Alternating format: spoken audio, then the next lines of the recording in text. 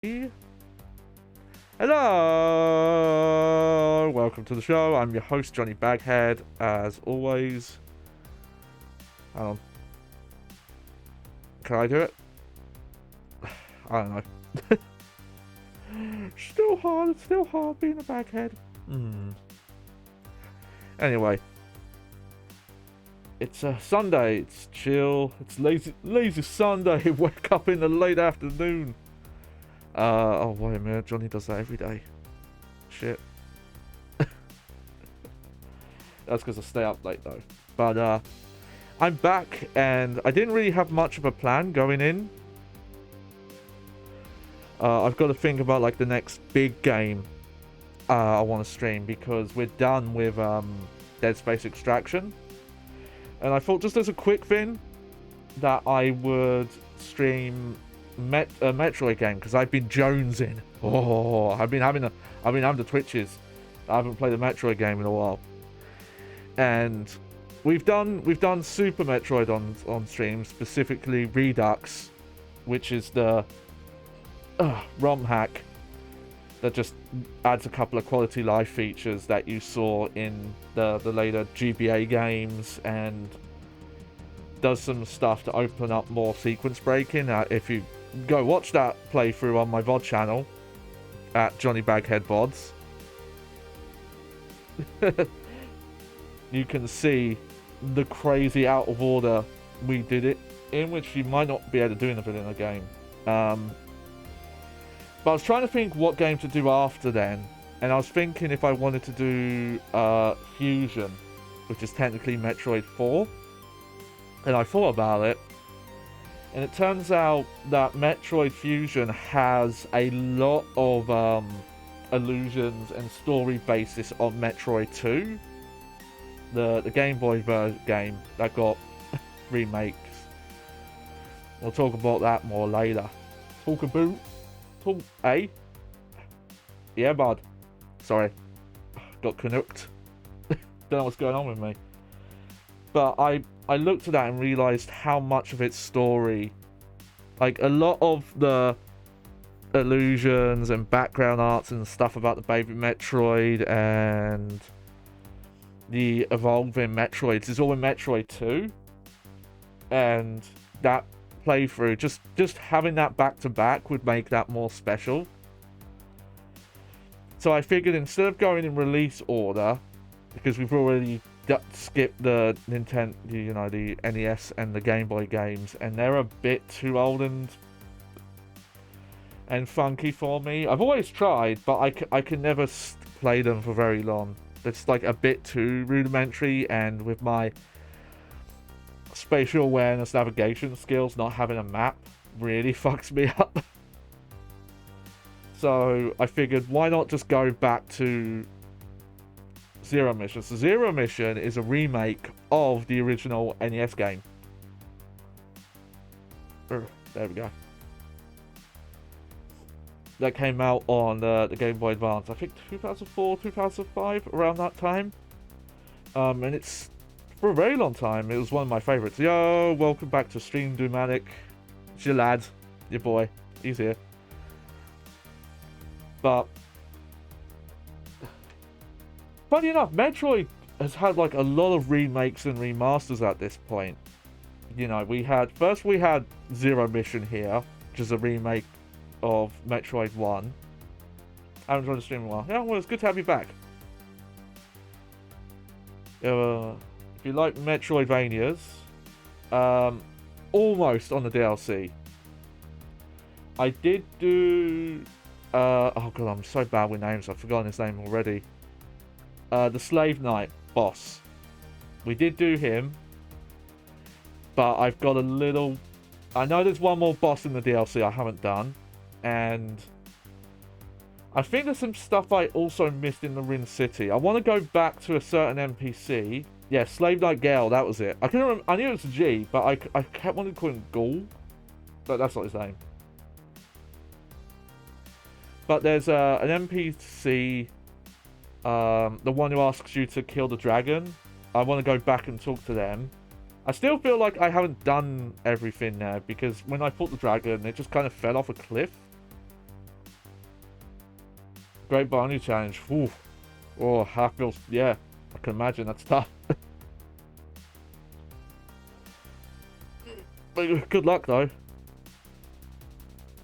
Next time we start a new one of those, I've got to think about a more dramatically different build than I usually do. Be fun to actually not just spec. You're supposed to fight the dragon again later. I wonder where that bit is then. I'll try and figure that out. But that'll probably be Tuesday we'll do that. But yeah, we're doing the first Metroid remake here today. And it's kind of usual for me, but I will post it here. Hang on, copy, paste, yep.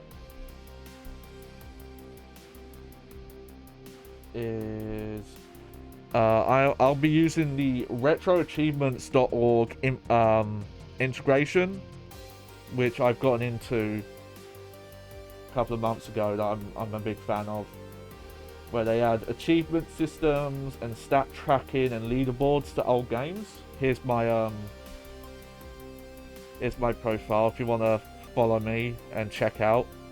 Every so often you'll get to see the Great Bodies are worse than Dark Souls 1. That's interesting. I wouldn't have figured that. But I pretty much only use bow stuff as bow as a utility weapon for the most part. But I remember what it's like trying to aim bows in Dark Souls 1. Oh. But yeah, if you want to check out the kind of stuff I'm playing, you'll see stuff I've streamed, you'll see stuff I haven't streamed. But it's just fun, and if any viewers want to follow me on there, check me out.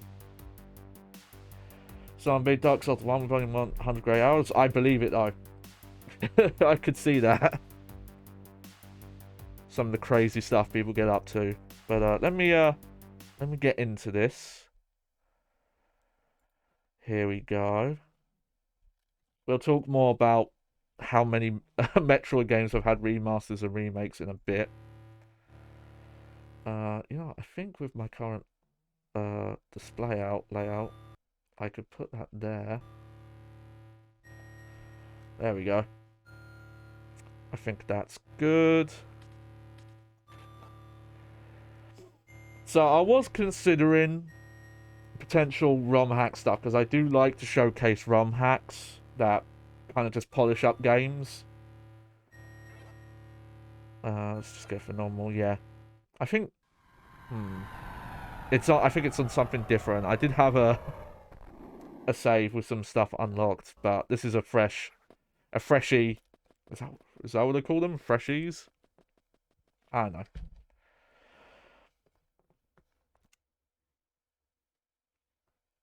My so-called zero mission. It's a very Japanese sentence, but I love it.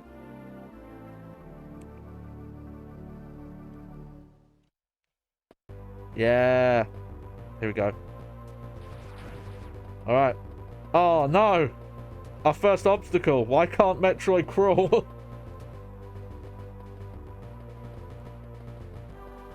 Oh, the classic. Trying to think, some people might not know that reference anymore. That's quite an old reference now that I think about it. The Nintendo Wii U had this like in-console forum called the Miiverse, which was actually like a great idea. Where was it? It wasn't there actually, but it was the Miiverse for the Virtual Console version of Super Metroid, I believe. It was either Super Metroid or Original Metroid.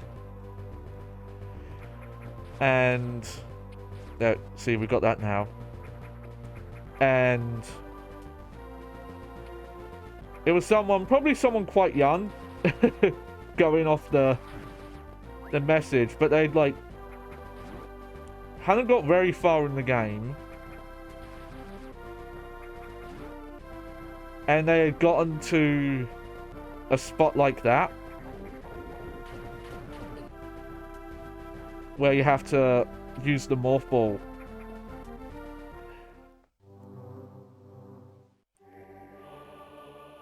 Alright, this is the thing that's quite different about this version. It's a little polarizing, but I figured I'd just leave them on. Especially if you played original original Metroid and it didn't have the map, it is very easy to get lost in that game. I want to say a lot of the corridors... Oh yeah, we can't go that way yet. Oh wait, no, we can. I just need to... Oh wait, no, never mind. Alright, let me check all my controls here. Okay. But yeah, it was a Miiverse post with us, because you could actually take a screenshot at any point in a game and then submit it. Okay, that must be something we need bombs for. But yeah, you can use these statues to heal, or they'll point you roughly where to go, which does take some of the exploration out. But there are, if you want to play like a more like pure NES experience, there is a ROM hack that just disables them. But I think it also takes out the ability to go heal at the... Oh god, Chozo, that's what it is. The Chozo statues. Because you don't heal from save points, or... And I don't think there's recharge stations. Like, those take the place of recharge stations in this game. Are you gonna stay here, yeah? Nice. Okay, yeah, we need long beam for that. Like, you definitely could play this game without it, and they probably did not need to be here. Because I'll show it off here. Oh, that's a bit of a tricky jump, actually. Okay. Oh. Whatever. I actually was considering if I was going to do like a hard mode playthrough of this, because I had played the hard mode of this one time. Like, you really don't need the guide arrow, because look, we've gone everywhere we can go except for that corridor, and all the other ways are blocked. It'd be nice if they let you just turn it off, but yeah, there are ROM hacks that let you play without it, but I don't want this to be too long of a stream. But yeah, I did consider potentially doing a hard mode playthrough, but I actually tried it. And though I didn't mind like the damage difference, the thing that I didn't like is it makes it harder to get resources. Like, missile drops and health drops are smaller. And oh, hang on. There we go. And I just was not enjoying it. It was just tedious. I wouldn't mind like a version of the hard mode where the damage increases the same, but you don't have to like spend longer farming missiles. Also, I think like you get just like less missiles total. So like the first boss, you need to not miss like a single shot to do it.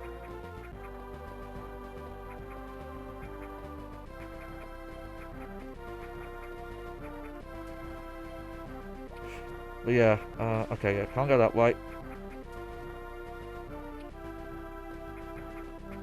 Weirdly enough, that door's locked right now, okay. Woo!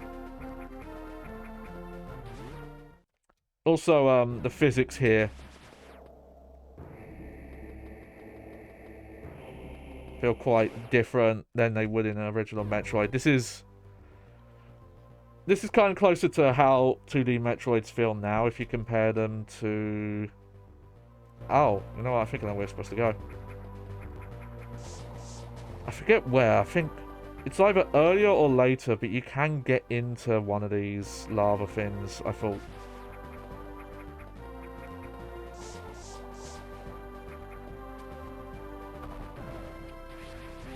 Weird. Okay, he didn't spawn earlier, but there we go.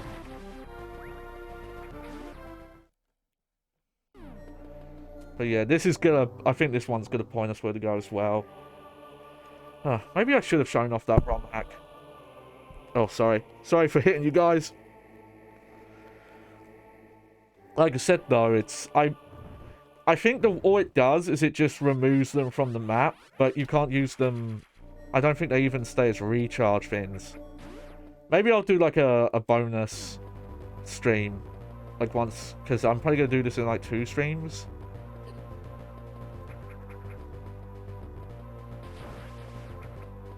Because, yeah, I've also considered, like, well, how long does it take to speedrun? And I'm nowhere near close to the level where I can speedrun this in, like, 2 to 3 hours.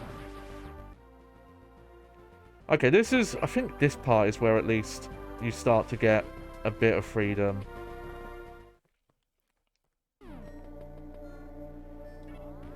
Plus, I tend to safety save a lot. Especially because, like, when, you know, streaming. But even when I've, like, played offline. I have played this one a decent amount of times. Though, I don't know how many of the, like, weird quirks I remember.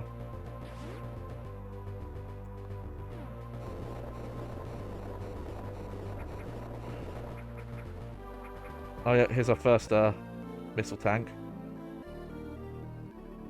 Should they be magic? Alright.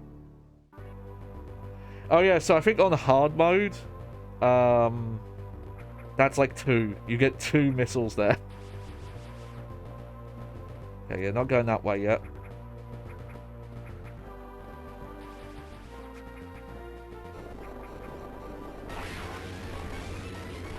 Oh, here we go.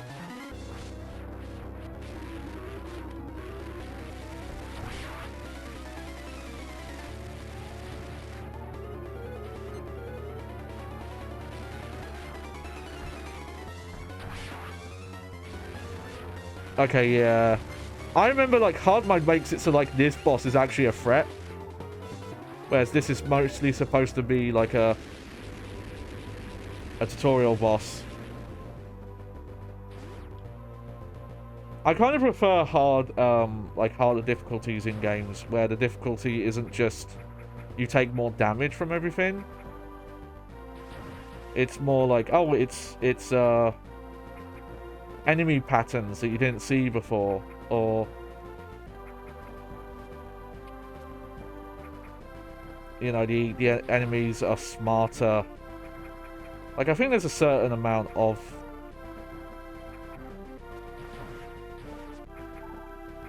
health values and stuff like that you can change. That makes sense. So I don't mind it too much in Devil May Cry games, but they also make it where the enemies have new attacks and different behaviors on different difficulties and things like that. Hang on. Ugh. I really gotta figure out what to do about that. I feel like my headphones are always about to slip off. Oh yeah. Can't go over there. We do have the wall jump, but unlike Super Metroid, I think this is a purposeful thing. The Game Boy Advance Metroids are a lot more linear, though Fusion is the most linear one. And okay, yeah, we can't go that way yet.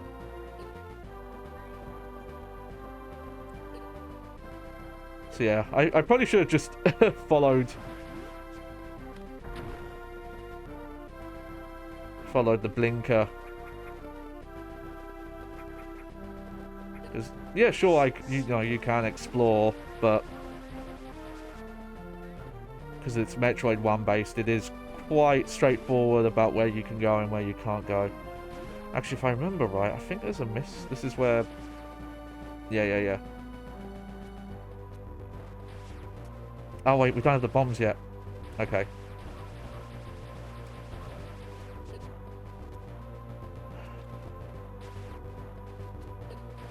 Oh, these little bastards. Come on. Come on. God, if I die here, it's not even that hard. It's just annoying. There we go.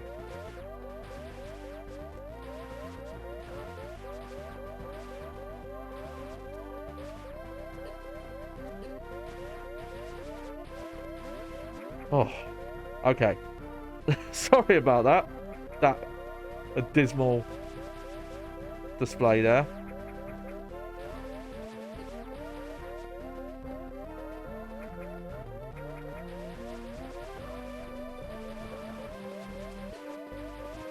Alright. I'm about to die. There we go. Maybe I shouldn't consider that a hard mode playthrough. Oh god. Okay. I think maybe I think I played like too many of these games off stream last year in random orders. And I'm mixing up what you can do. I think because in Super Metroid, if you play right, you can get like the first missile pack you get isn't necessarily locked. There's a couple you can get first. And I was thinking this game was like that.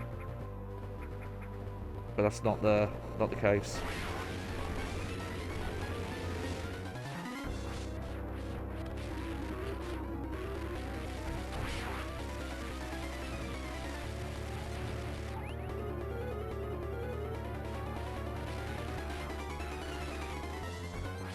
Oh, come on.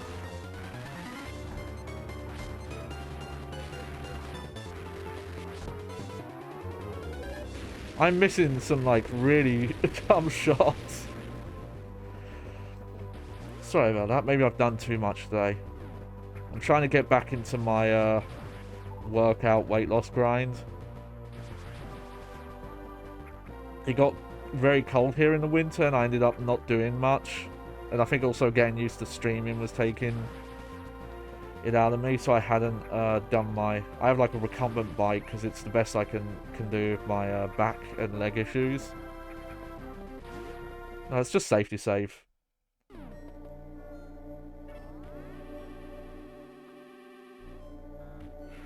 There we go. Nice.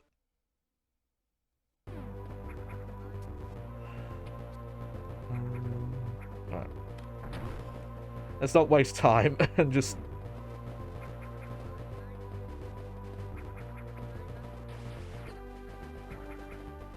go forward here. There we go.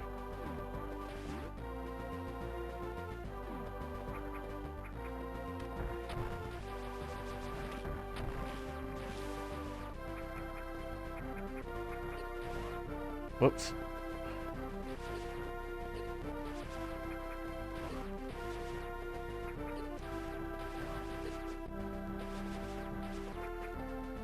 It's like fucking bats in Castlevania or Medusa heads. Oh, my missiles ran out. Okay.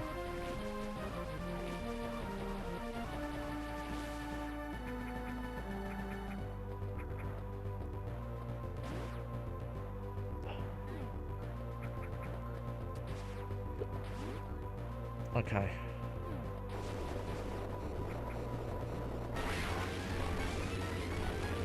Oh, you're back.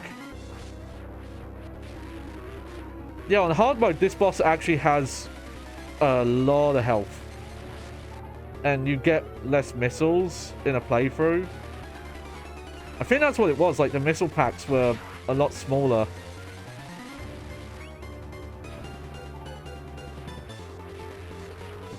Oh, what am I doing? There we go.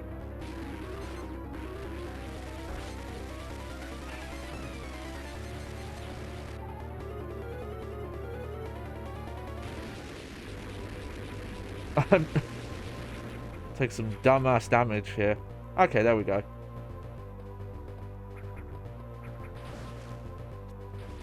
I forget if you can actually kill that boss, or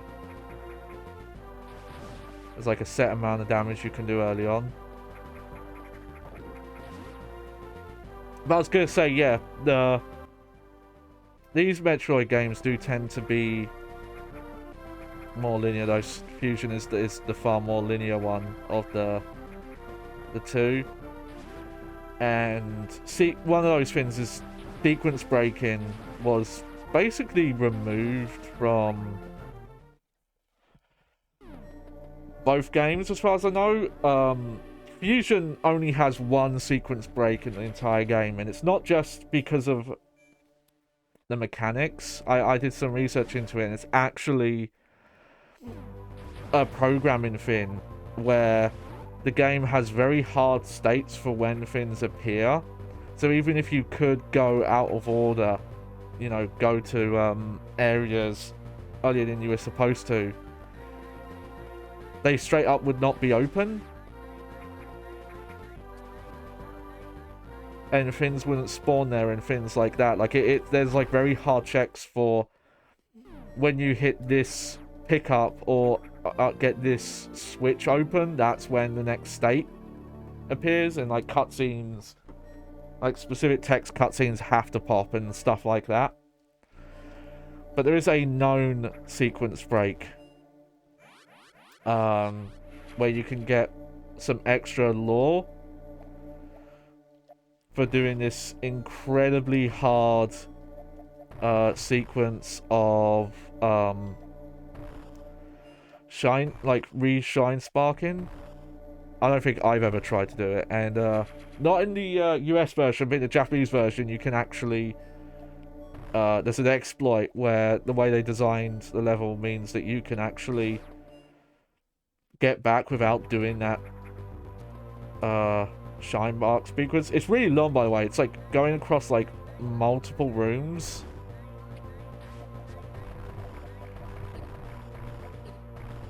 Alright, well, we've got bombs now. I'm trying to know if there's a reason to blow that up or not. Oh, okay, you have to do that to open the door. This game, no, I don't know about sequence breaks either. I'd have to look them up, but I think it's, again, a pretty limited thing. And one of the things you'll notice about that is the wall jump, both in this game and in Fusion. It's here, but you can't control it as much in the air. It pretty much just kicks you off the opposite direction. Here, I'll show you like this. Basically, in a Super Metroid, you could scale a wall like this by doing that. Here you can't, because there's a bit of a lag before you can control it again. Oh no, you can a bit. Maybe that's just Fusion then. Okay, we can't go up. We're gonna go down first. Okay.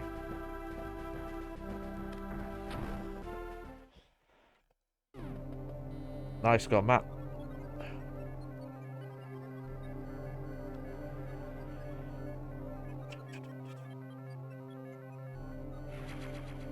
Yeah, okay.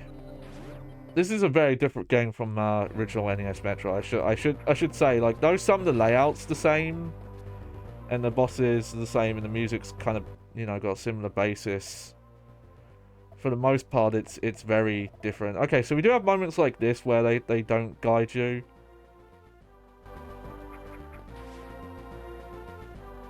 I think they use those guide things a bit too often.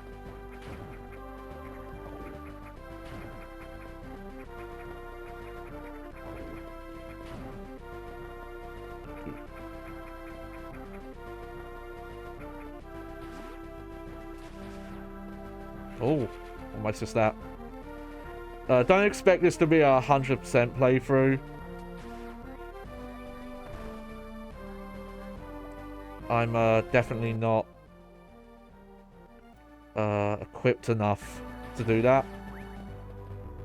Like, some stuff I can get, but there's some, like, there's always in these games, there are some, like, really hard items to get where you need to really know the mechanics and know where stuff is. Oh, interesting. I think that's maybe a sequence break. I don't think you actually have to activate the statues to do the next thing. That's why the ROM hack that just deletes them works. But I could be wrong. I think there might be one area where, like, we've kind of seen a bit of that, where the statue has to sit down to unblock the door. but you don't, you know. So for that reason, you have to get past it. But I don't remember if there's a lot of that in this.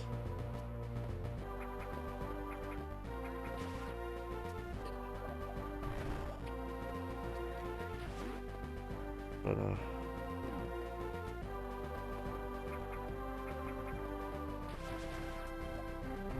no, okay. Thought there was a way to get through this room quicker, but nope. Just have to... Okay.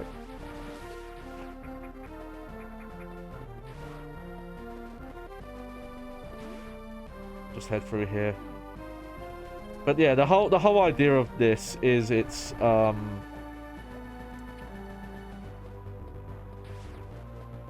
closer to something like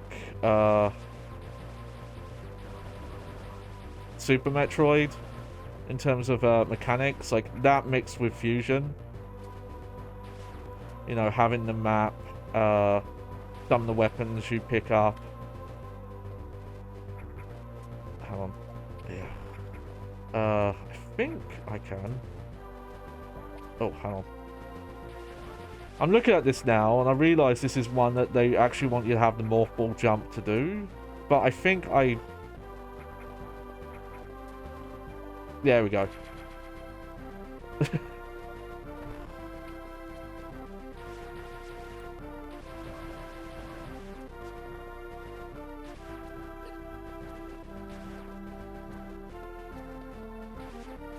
But I know some stuff is definitely different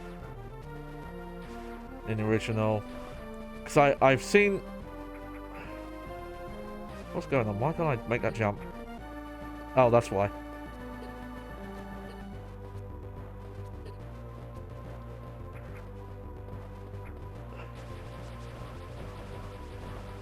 Okay. Those things seem to infinitely respawn there, so...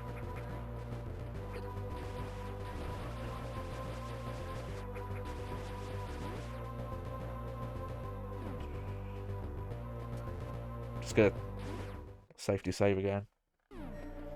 But every time I've like tried to play original Metroid, it's just it's a bit janky and it's very unforgiving. You take so much damage and you get so little life back. Like so much of the gameplay is having to farm health pickups and missiles and things like that. Okay, here we go. Can we kill this boss this time?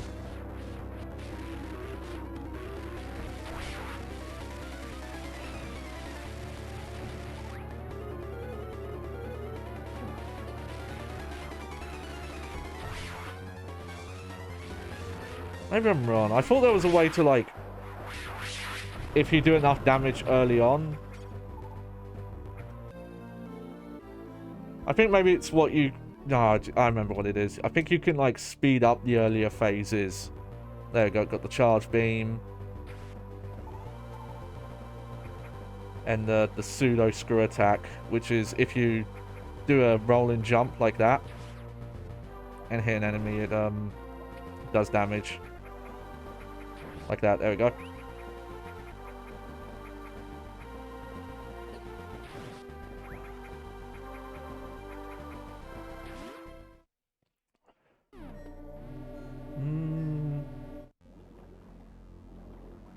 Oh. Yeah, we did get a few little cutscenes. These ones are cool. Little teasers.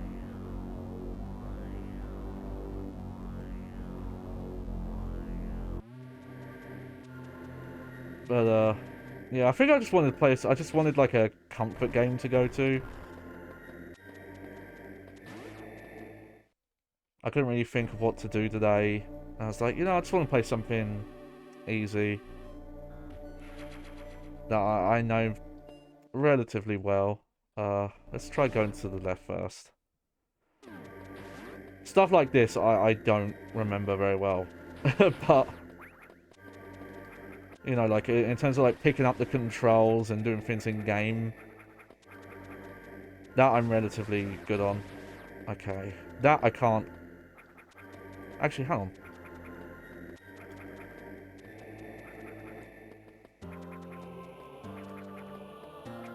No. Okay.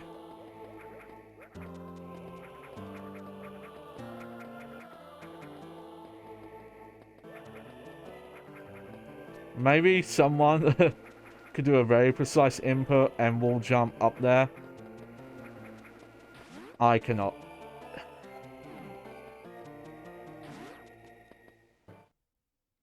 Let's check this way first. Okay. Definitely not going that way. I had a feeling it was down here. Hang on, where is it?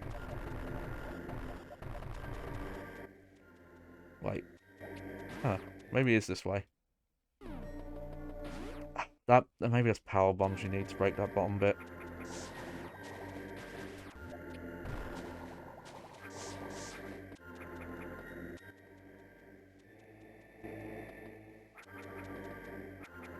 Okay, I think there's a game logic thing where it doesn't let you wall jump off of stuff like that.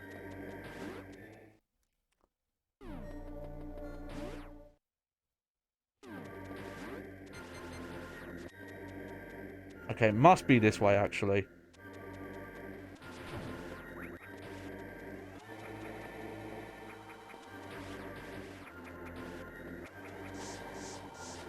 Ah.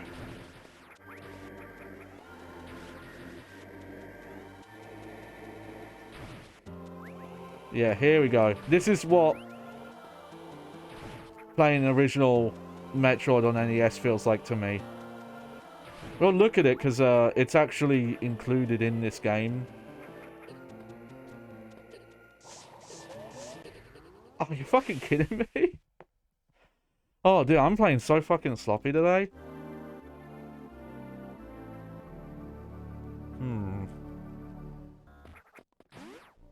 Sorry about that.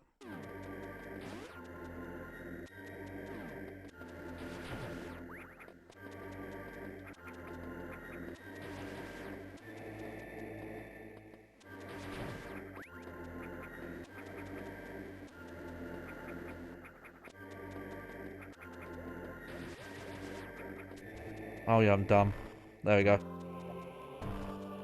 If all else fails, try bombing it.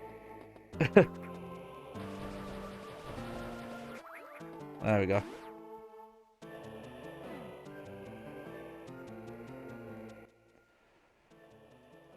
Let's go, no, let's not go up first. Actually, no, you do. Sorry. I was right. This is some of the new stuff, I believe, yeah. Because we get,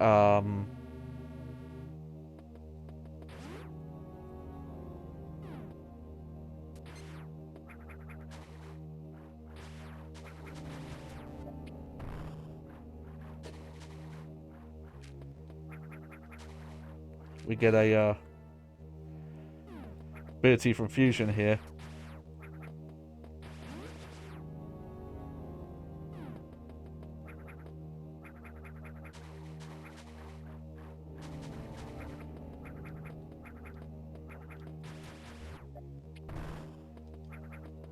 Up we go.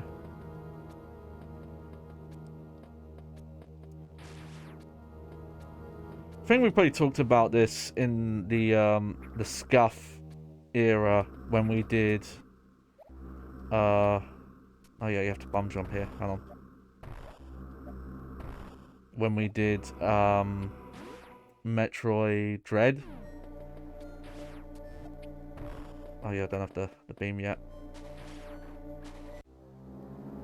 There he goes. Not sure what it is, but I'll take it. So yeah, there's yeah, unknown items you get. Item incompatible current suit. Actually, if I remember right, there are ROM hacks that open up some more sequence breaking in this, and one of them, what it does, I believe, is it makes it so that some of the abilities that the suit here can't do. What is going on?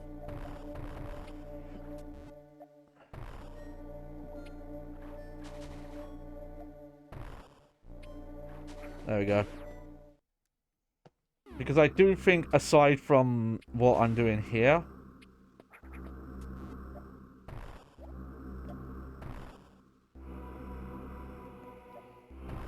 Oh yeah, we can't even shoot that yet, I don't think. Let me check. Oh no, we can.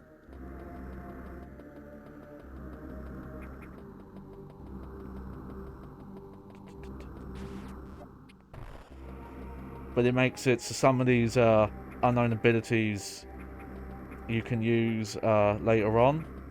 I think there's also a lot of like hard mode ones and things like that.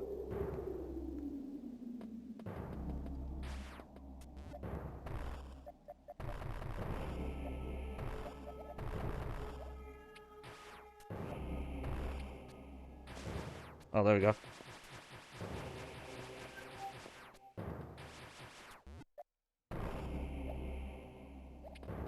Haha.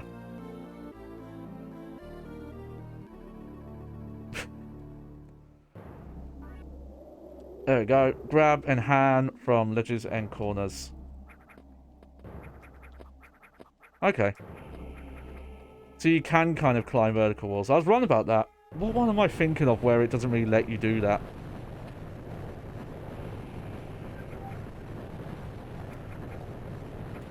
I'm noticing the wall, it is a lot more specific. Like it's, if I jump from there, like you can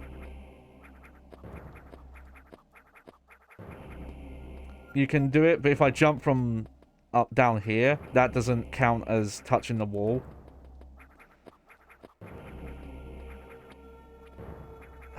It must be Fusion I'm thinking of. Fusion, I think the wall jump, you can't do wall climbs like that.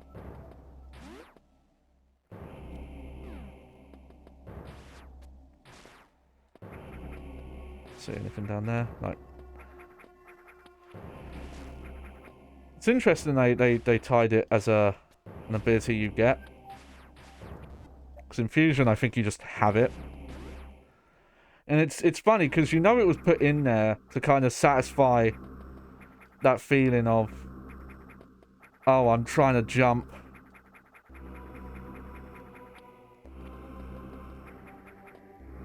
Somewhere. And, oh, if I could just grab the ledge. But then they have to rebalance the whole game, so... You know, the only jumps you can make with a ledge are ones you're supposed to, without the high jump and things like that. There we go, we'll save here. But yeah, though... It's kind of interesting how that works out, that I'm thinking about it. That, Metroid Fusion, which is Metroid 4, is mostly, story-wise, a sequel to the events of Metroid 2. Whereas this and Super Metroid follows up from this. It mentions a bit of Metroid 2, but you come back to these locations, you come back to this planet, though stuff's like moved around and changed. Alright, here we go, back here.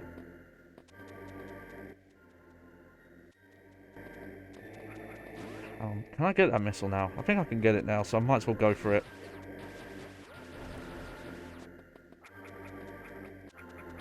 There we go.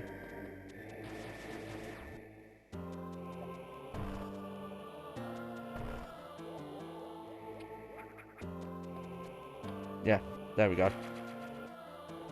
I'll pick that up now.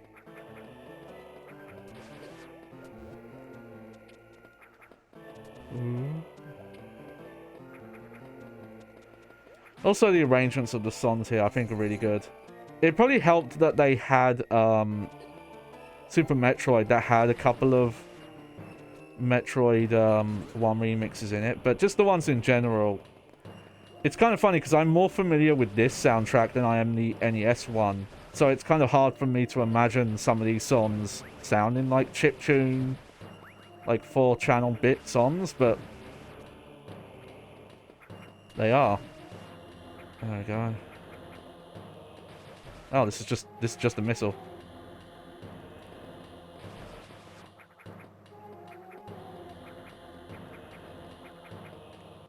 Alright, let's look. Okay, yeah.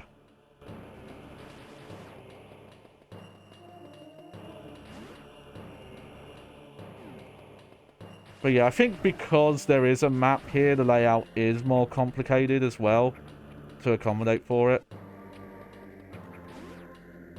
But, yeah, no, I'm terrible about it. I think there's actually a ROM hack that disables the map if you just want it to feel even more like old Metroid NES. Also, the movement in original, maybe it's a hot take, but I find the movement in that game also like really janky, even for the time. Alright. Hang on, I just want to check something. Okay. Yeah. Oh god, don't do this. I gotta figure out how to disable it. There's a spin on Windows 11 where if you move a window too close to the top of your monitor, this like snap tool forces itself out, and I don't want to use it. I just want to disable it.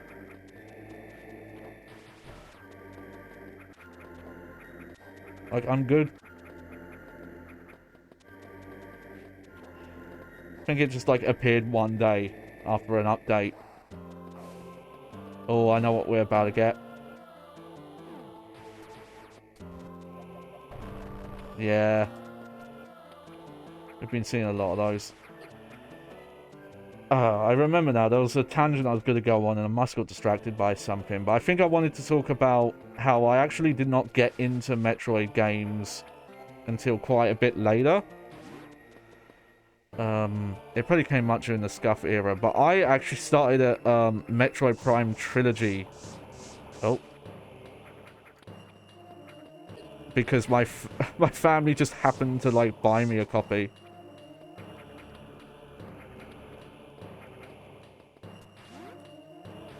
And I ended up really liking it. I think at that point I had played Metroidvanias, though. Specifically, I played the Castlevania DS games. Nice Ice Beam.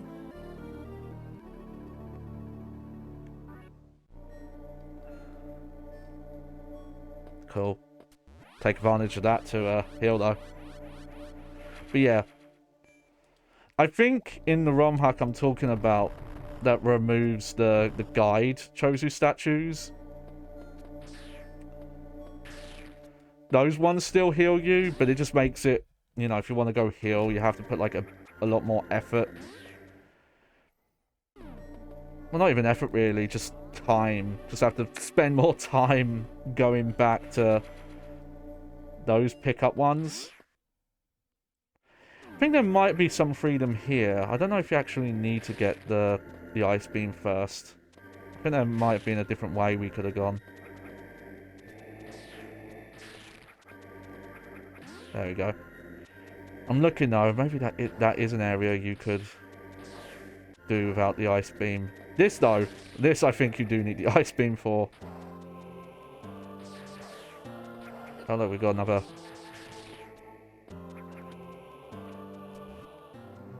There we go, got guide Chozo.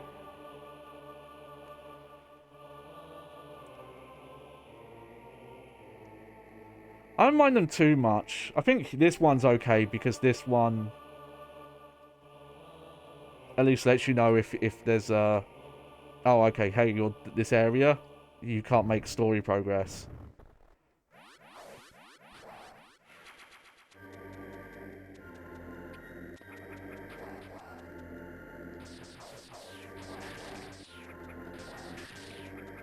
Ooh, ooh.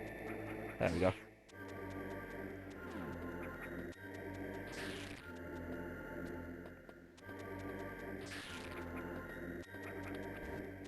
There we go. Hang on. I think there actually is a reason to freeze this fin there. Hang on, let me see. Oh no, okay. Oh, wait, there it is. Ah! I should have been paying attention to the map, actually, because, that circle would have been there.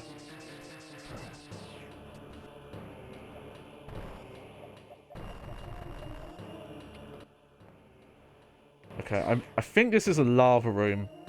Yep, hot room.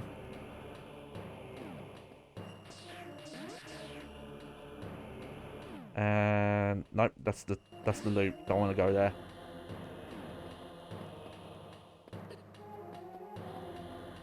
Trying to think when I would have started playing Metroid games after doing the Prime trilogy. Also, I'm trying to remember if I had played Metroid Prime before I had played Dark Souls. And the reason why I mention that, though, it kind of depends on the game, but there are like Metroid kind of level explorations and elements in those games.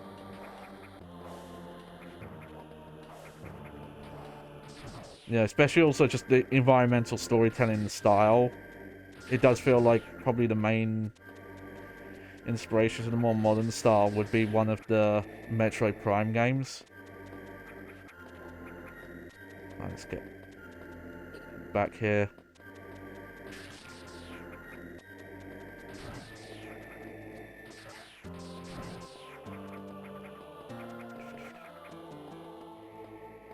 Yeah, oh, I'd have to think.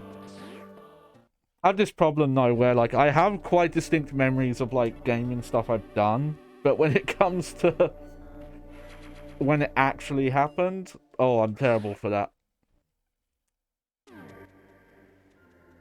Oh yeah, we're definitely donezo here.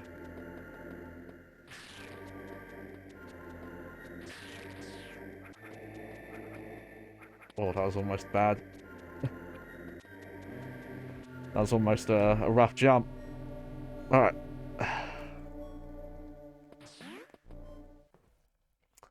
I was wrong. I thought you got the Shine Spark first. Maybe I'm thinking of Fusion. I think Fusion you get the Shine Spark like quite early on for a Metroid game.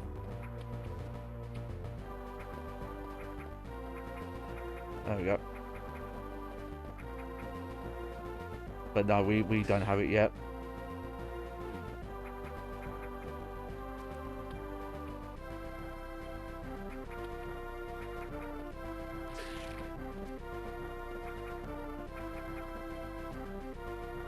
Oh, let's just go this way.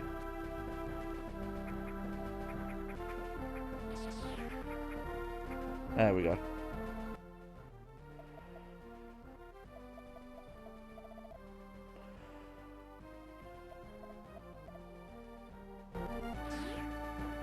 I think I can actually go up from there. I don't want to follow the guide things too much, though. It's because my memory's not great. I don't remember how much you can deviate from those. But I do want to say there are some optional items to get if you just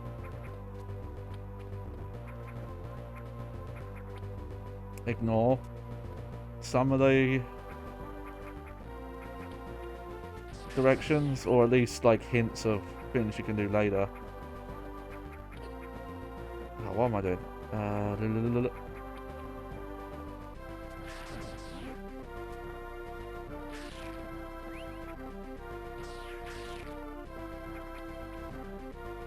Oh yeah, there we go.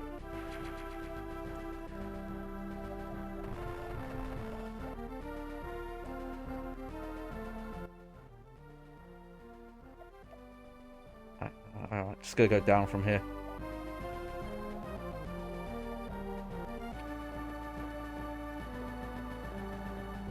I always forget, one of these Metroid games has a thing where, like, if you point down when you're in the air, it actually makes you fall faster. And I can never remember which one it is.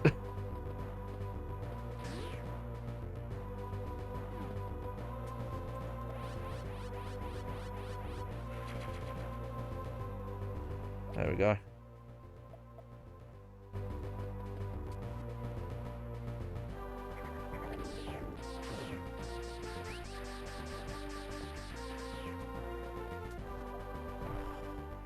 Where is the item here? There it is. Pretty sure I can't get that, though.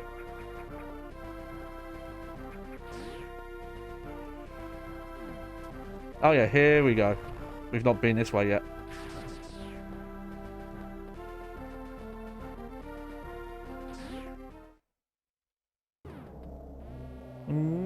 There we go.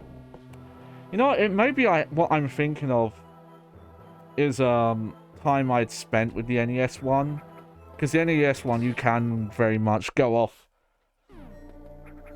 to places that you could spend like a lot of time heading that direction, and then it turns out it's like, oh no, there's nothing there for you.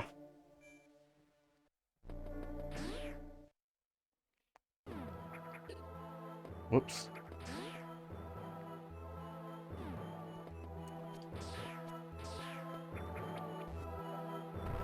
Oh yeah, some banner tunes coming up here.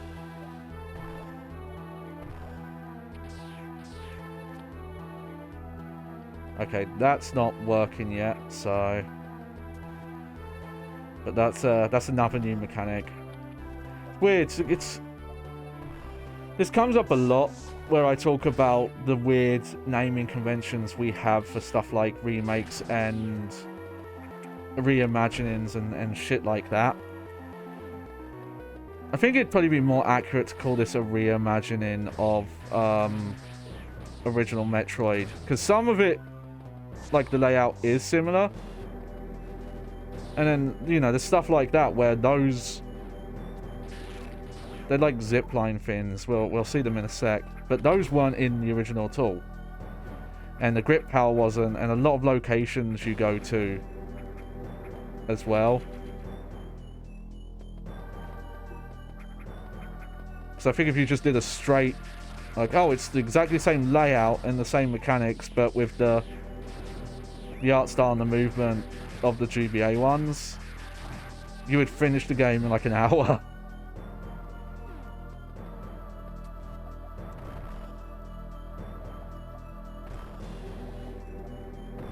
This as well. Woo!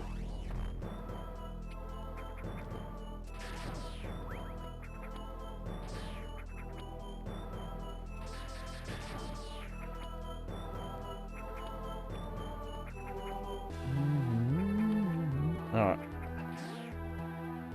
Just gotta not get too addicted to just humming the music. Oh!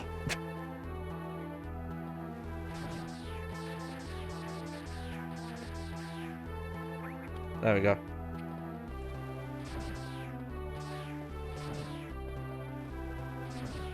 There we go.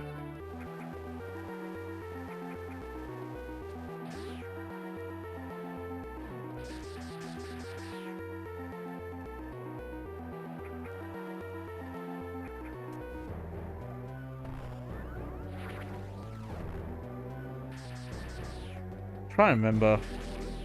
There's a blue fin there. Actually, no, I think that's for later.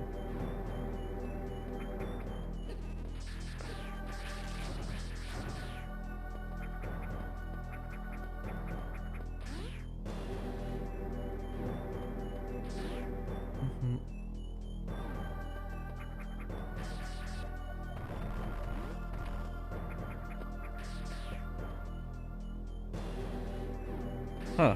Hang on. I've actually taken a wrong turn somewhere.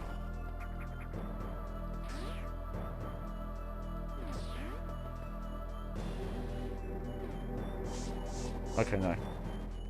Try and remember, there's in one of the games there's an area where they show lava, and it's japes. It's not real lava. I think I've got to get the power up for this area though. So it's weird to me that these enemies aren't really dropping.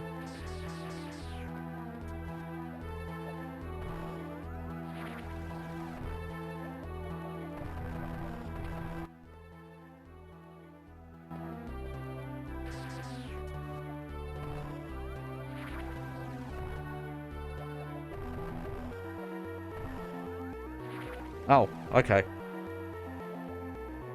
That is how you're supposed to do that bit. Okay, I thought there was an easier way.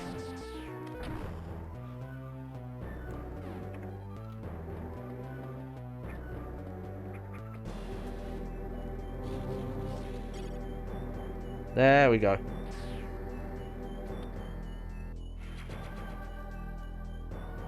Beautiful.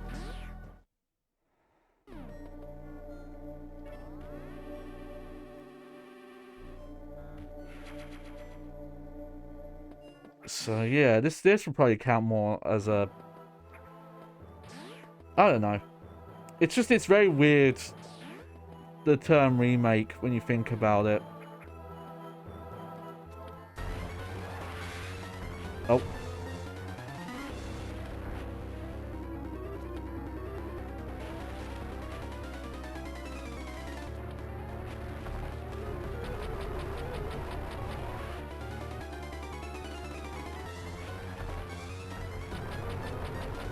Do.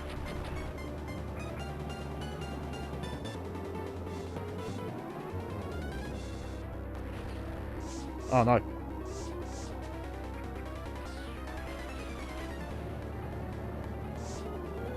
He grabbed me. Graboid. Oh.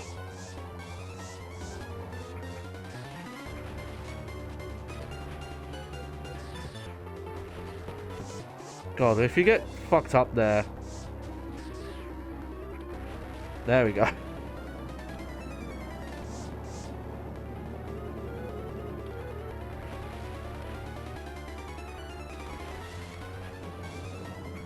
Nope.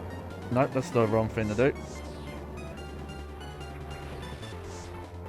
What are you doing? What are you doing? Oh, okay, so that's how you get more ammo and stuff for this fight. Don't think I've ever done that before.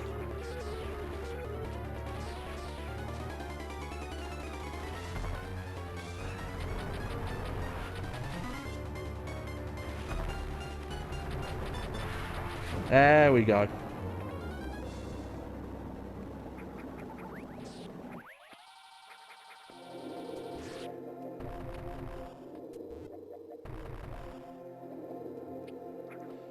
Oh, what is down here?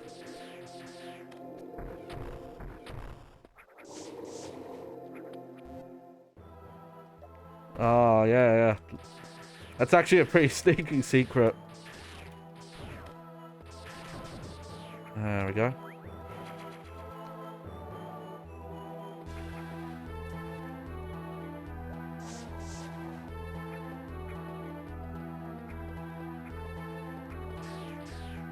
So yeah, so I don't actually know if that's a boss that wasn't originally there.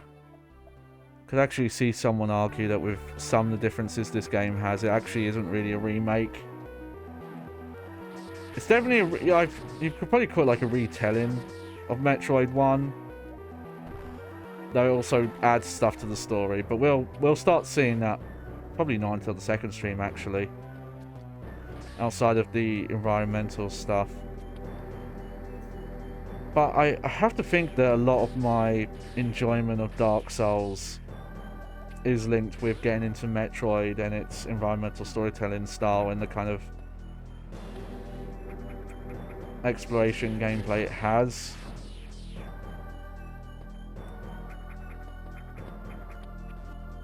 There we go. You know, kind of like poking and prodding at environments. Oh yeah, we still need to go down. And, you know, figuring out a story in a non-linear fashion as well.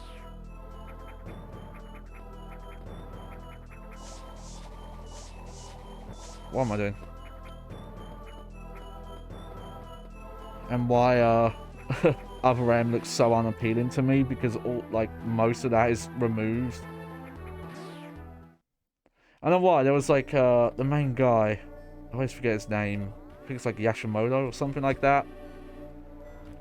There was like a period kind of from the GBA one to Other M where he seemed he wanted to make Metroid a lot more linear and story focused.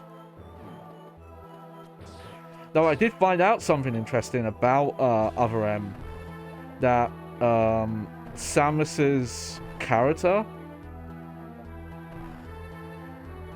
Yeah, I remembered that. Can tell I played this game before. Is actually different between the two.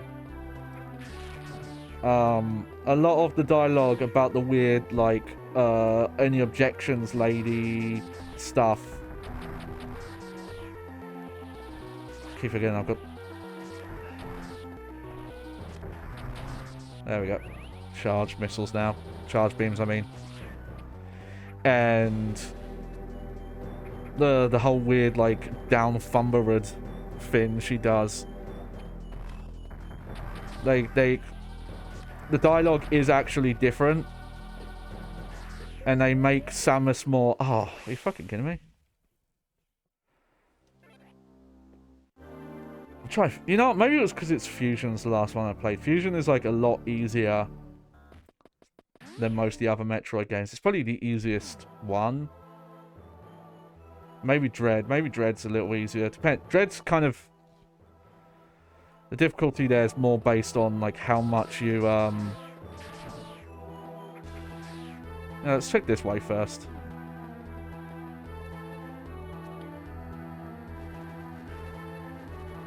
There you go. That helps us out.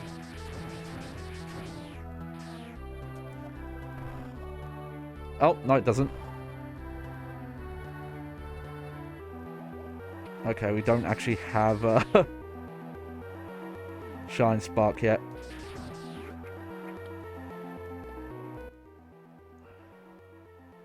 But that's... Man, that's such a dramatic change. Like, is that a change where... That was a change done independent of whatever the Japanese team wanted? Or is that something where they... The Western version is the intended thing, but then they changed it because they thought Japanese audiences wouldn't like it? Like, that's just a really fascinating story to me. And I'd love to know more about that. And, you know, also, like, what staff you know, like, what side of Nintendo pushed for the changes there. And that does explain a lot, because I think most people kind of noticed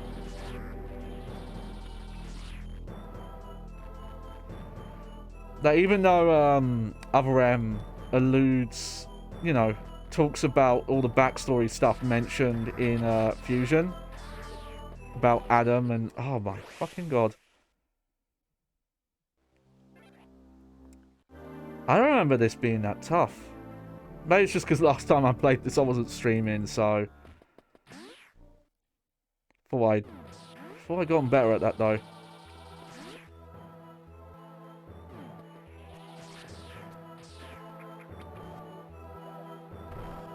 But some of the dialogue in that game, in Fusion, that talks about the Adam stuff, played it a little different than how it sounded in Other M, but I still don't know if I'd ever really want to play it. Just a lot of how it plays and those cutscenes. Like, I think it's more linear than even Fusion. Oh god, that's why this thing, like, really hurts.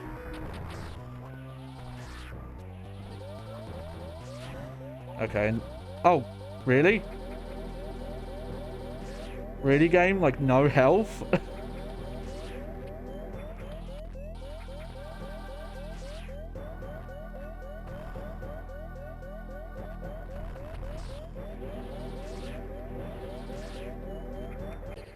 Yeah, that's fine.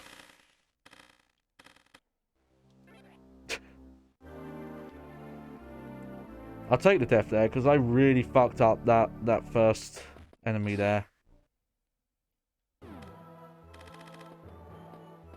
I have to fix that. I just realised I've got the bumpers mapped, turbo mapped for some reason.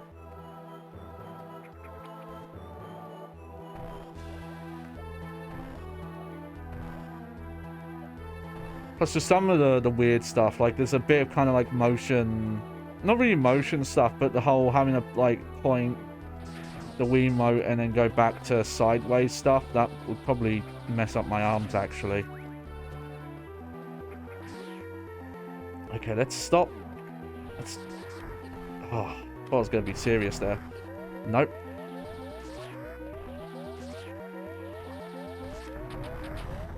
There we go.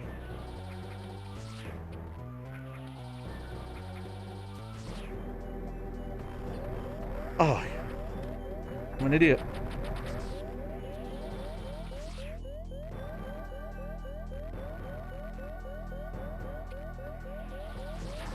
There we go.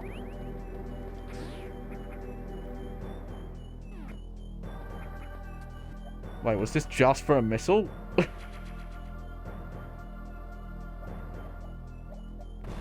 Wow, I did not remember that.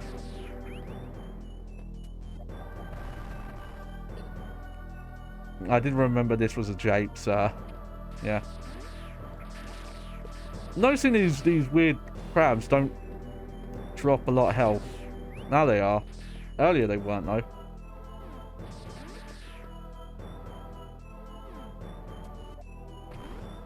What's down here?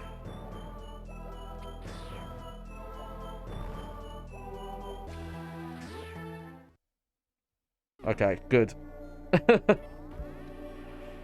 Not doing that stupid section over and over again that I didn't even really need to go to.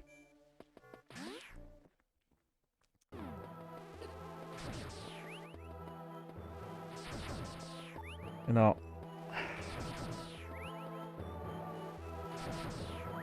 It's just a Metroid thing sometimes. Just have to kill these enemies over and over again that come out of tunnels. These little these Mario pipes.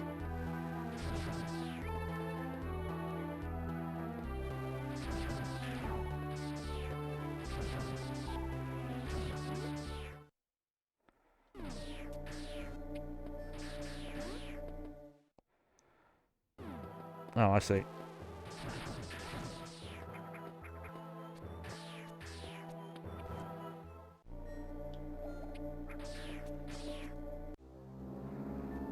Okay, unknown item.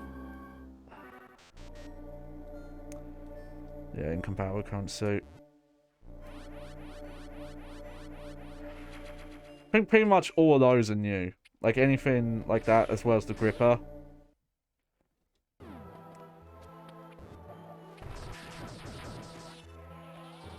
Oh, we don't have the charge pull-in resources bin. That's a shame. Got quite used to that in Super Metroid Redux because it got added there.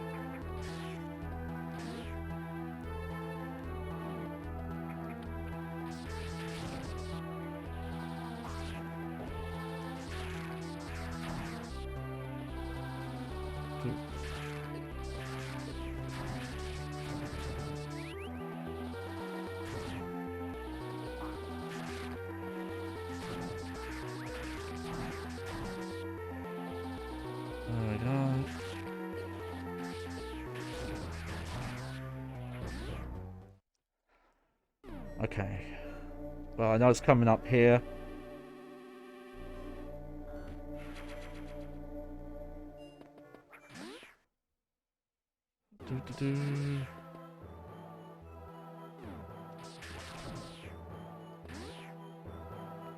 I don't think I need to go that way yet. There we go. Here it is. Okay. A little earlier than not as early as I thought, but here it is.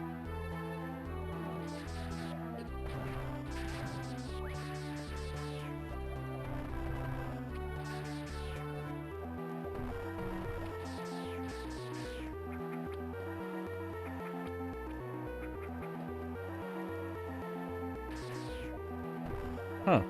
Okay.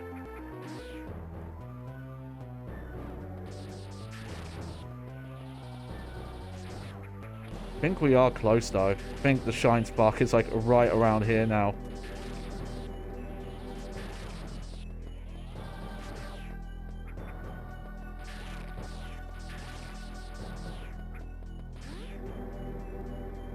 Oh, here he is. Certain Craig fella's coming up. There he is. Oh, it's good old Craig.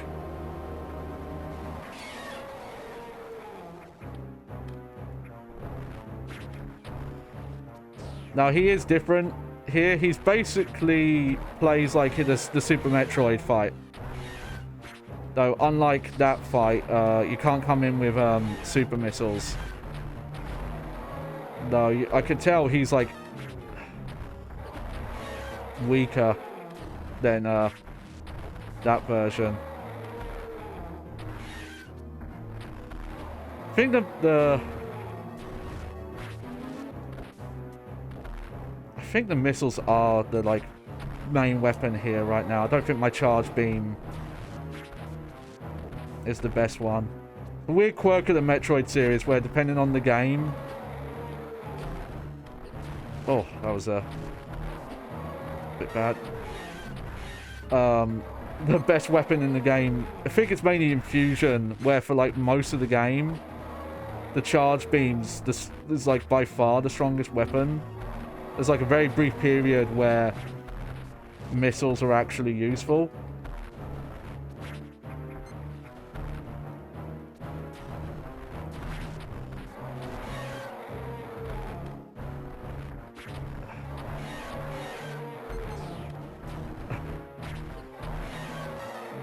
Oh, okay, I need to be more careful.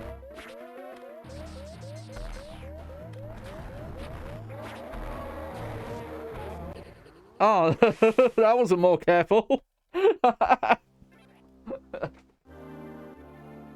It's the old Johnny Baghead Soulsborne catchphrase. Says it's going to be more careful, it's not more careful. Let's actually see what's in here.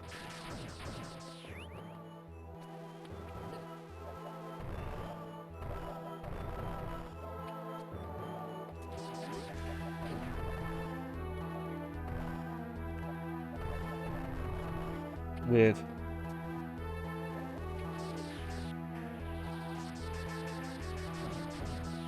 There we go. Let's make sure we're at full health this time.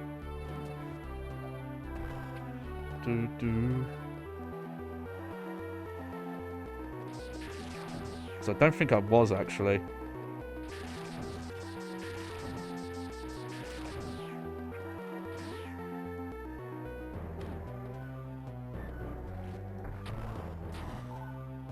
There we go. Alright, Craig. Time for round 2.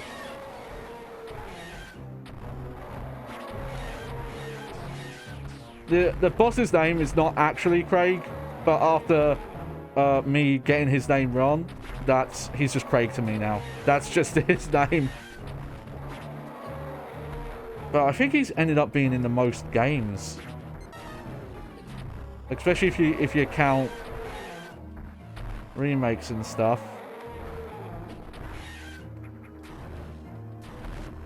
Because he's in, you know, Metroid, Super Metroid, he's in Dread, and I want to say he was in another game before that as well.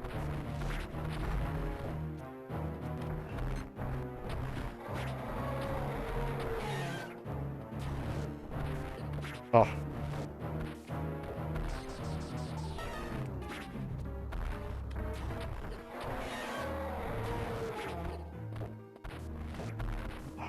What am I doing? There we go.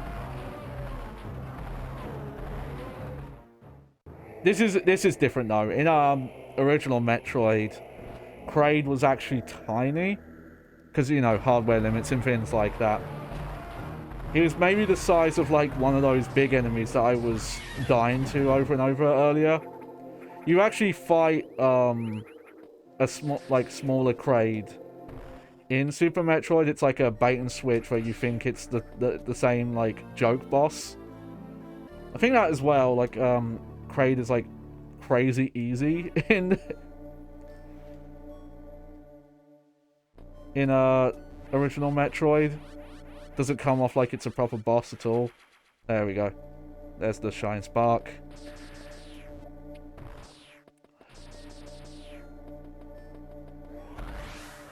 Woo! Yeah, baby!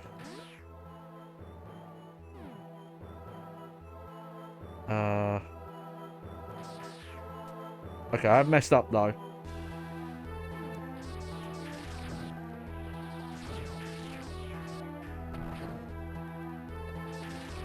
Let's just clear you guys out the way.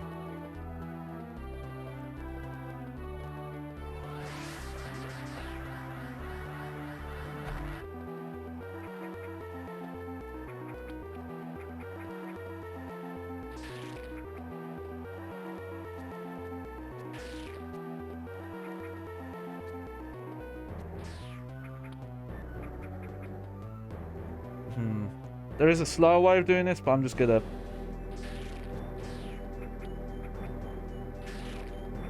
There we go.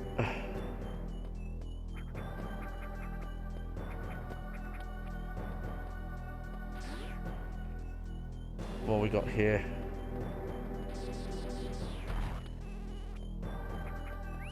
Huh. Interesting, okay.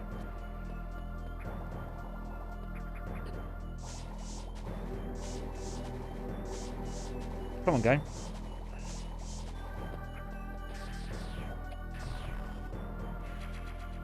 Alright, just a missile.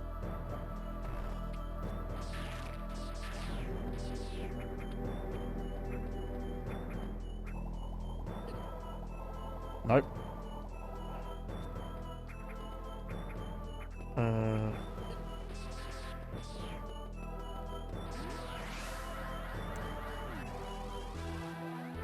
Yay!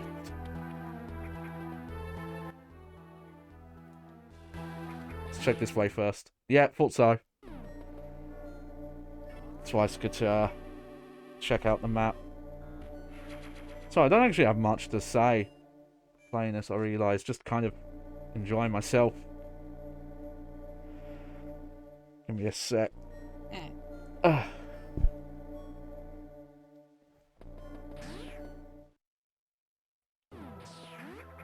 But I just wanted to play something that I knew what I was doing, really.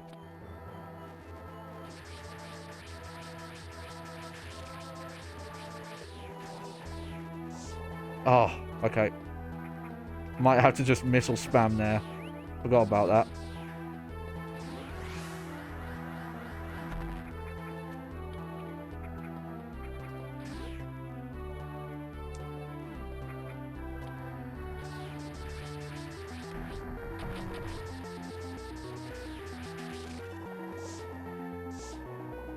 What am I doing wrong there?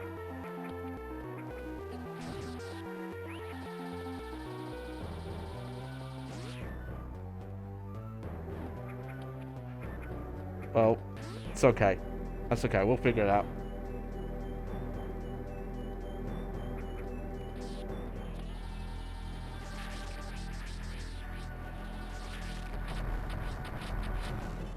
Okay, it's just missile spam.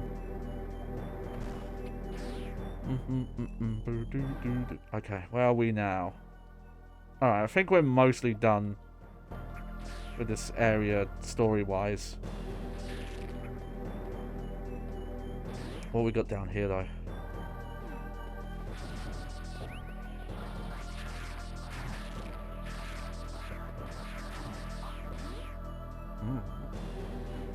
Oh, maybe not. Cool, cool. Map room. Always good.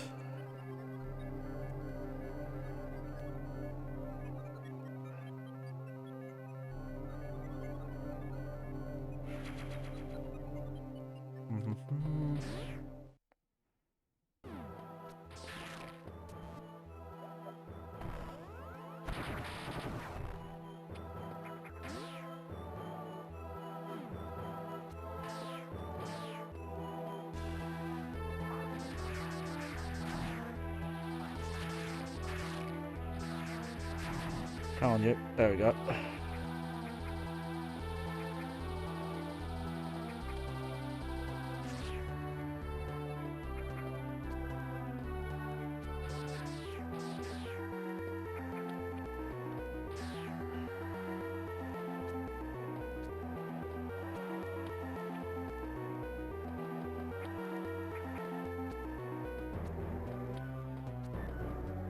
Huh.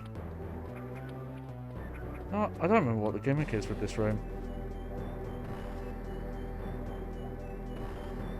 Oh, I figured out what it is. Yeah, yeah. Oh. Oh, okay. Like I said, probably not doing 100%, but... How do you do that?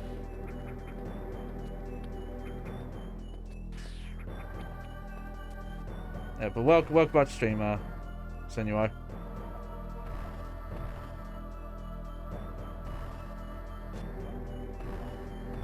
Oh no, I'm doing that wrong.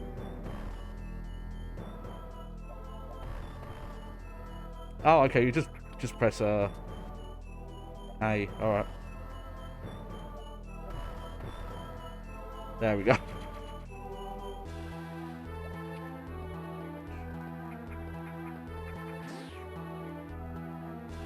Alright,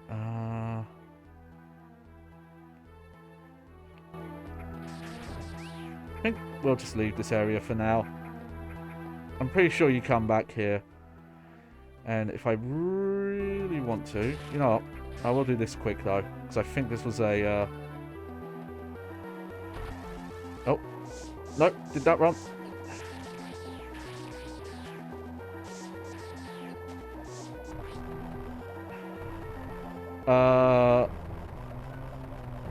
Okay.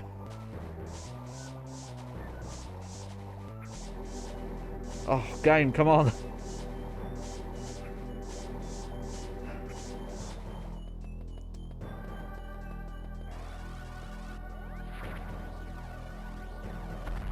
There we go. Oh, I almost went really bad. I swear I've played a video game before. I swear, guys.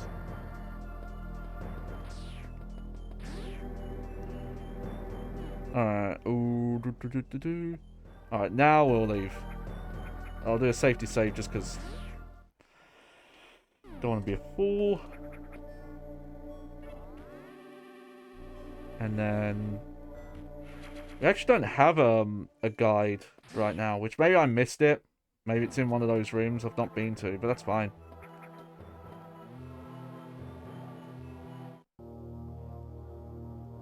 Oh.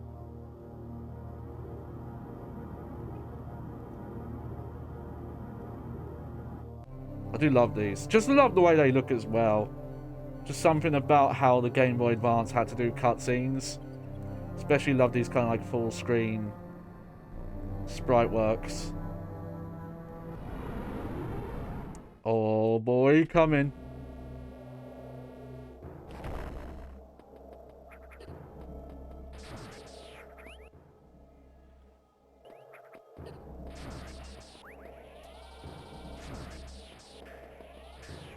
There we go. Also, yeah, we don't have to have the shoot the missiles 5-time doors. Thank fuck. Oh, hey. Okay, we're going back to North there. Okay, yeah, Shine. That's a Shine Spark thing. I had a feeling that's where we were going to go. See, that one I don't mind, because if you hadn't played the game in a while, I could definitely see someone just... It's like, okay, I've not played the game in a while, and I know what powers I've got, but you don't have markers on the map that tell you, like, what power-up, like, what block types there are later on in the game. That's something Dread does, and I think... Samus Returns also does, which is really nice. That you can see, you know, kind of like, oh, anywhere on the map where you've uncovered, like, oh, these are power bomb blocks that I don't have yet. Oh yeah, still can't get this.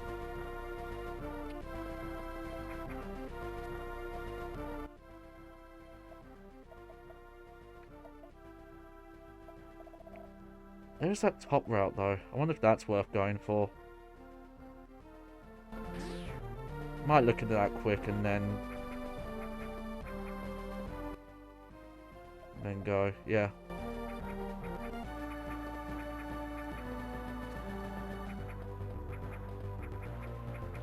I think this is probably another reason why they put the guide stuff in, because in some places the map's actually really faithful to original Metroid. And these kind of like long just climbing bits can be quite tedious.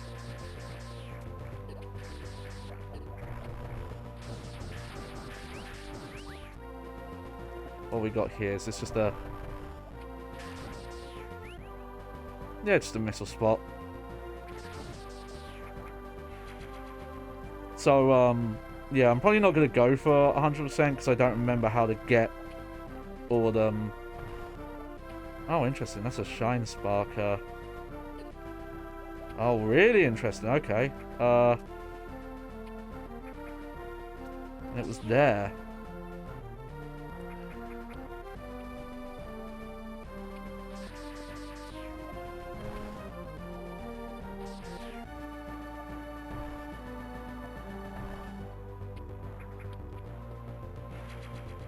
Okay, well, I did figure out a little shortcut there.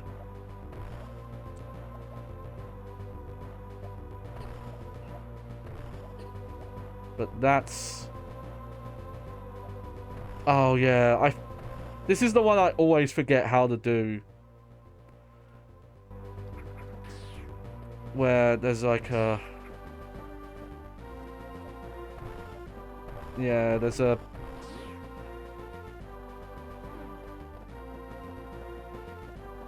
Here, let me try. Let me see if I can do it.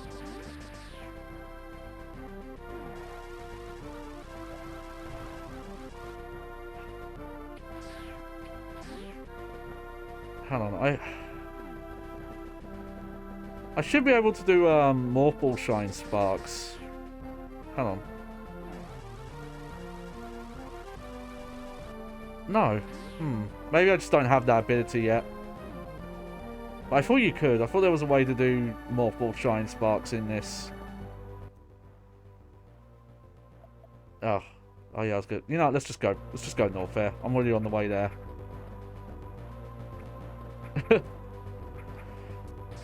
But one thing that also happens if you 100%, which we actually did for Metroid Dread, which explains why I was probably having more trouble with that final boss, is it makes...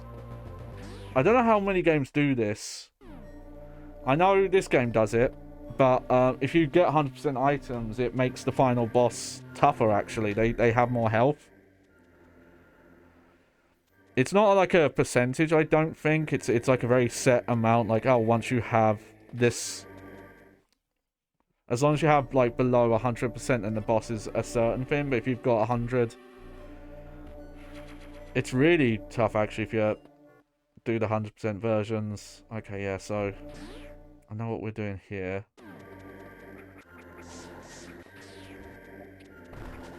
Okay. Let's try and do the Shine Spark bit here, because... This one's good, because it's quicker.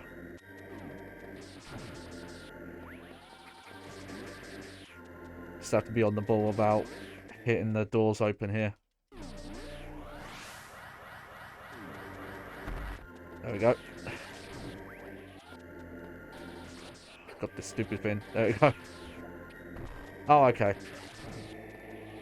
I think if I had landed the jump in the right spot, I could have continued, or maybe I should have just done the air shine spark.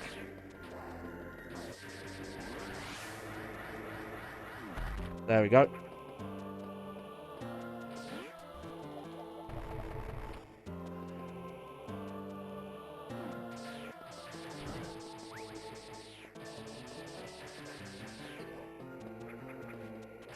Alright, so that's... There we go. That's a super missile door.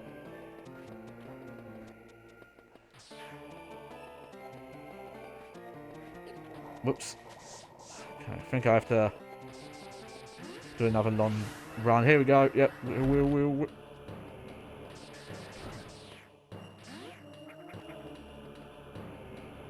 Yeah, I can't even go that way yet.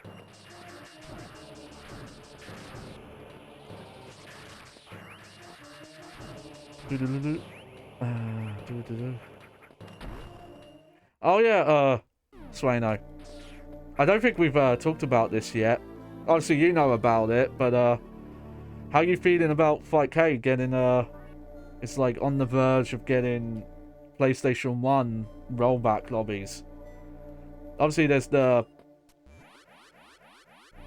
the test build of just the emulator where you can do it with match codes and stuff. Hang on. I don't think I was paying attention actually. Oh, okay. Okay, I've got the high jump.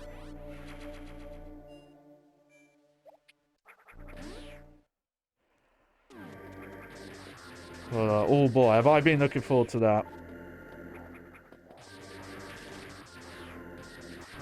No, some of the messages we've been getting in Discord over it are funny. I think someone, they didn't mean much by it, you know, they weren't trying to be a dick or anything, but I think we had someone come in like 18 hours after the test version had been tweeted out asking, oh, is it in Fight Cage yet? It's like, give the devs like a little bit of time. Like, just like little, please. But I would be interested to know if there's any specific games that you'd be looking forward to. Oh, that's... Wow, you just come down here for the Shine Spark. Okay, probably a good idea I didn't go to that upper area, because that makes me think you need the Shine Spark to be able to get up there. Obviously, Tekken's a big one on there. Tekken 3. No, a bit of Tekken 2. A bit of Tekken 2 is fun.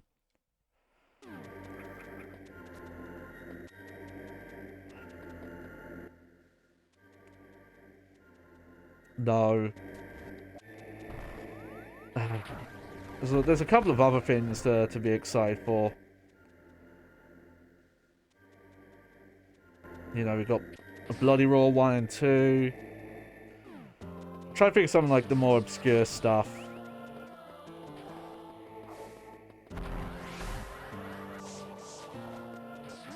Bushido Blade is one that I'm looking forward to. Original Soul Blade.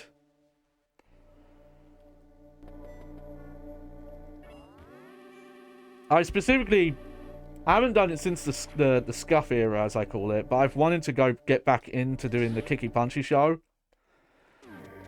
But I wanted to go to some more kind of like PS1 era stuff. Okay, that must be a power bomb thing there. I did not remember that you come down there for the Shine Spark and then that's it.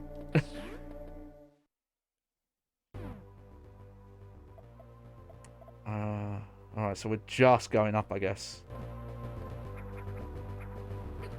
You would have thought the Shine Spark would have unlocked like a shortcut there. There's definitely something Dread does a lot better with the giving you the teleporters and make it a lot easier for getting around the map. So there's a little bit less of this just, you know, backtracking.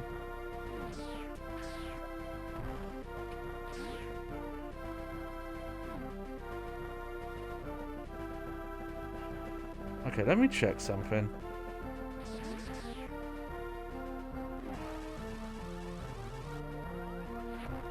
Okay, so you... Oh, okay, I think I know what I have to do.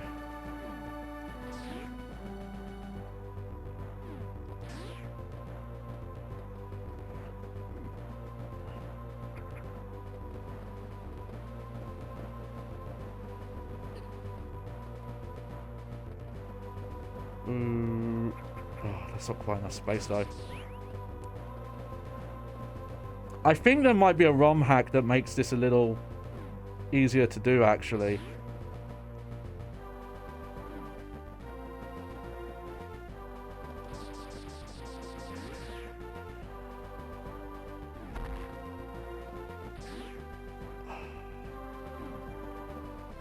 Yeah, this is one I just remember being weirdly tricky to do.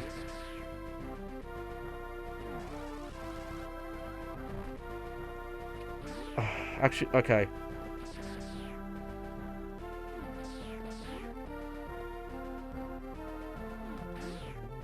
Here's the thing. I think I need to, like, have this door open.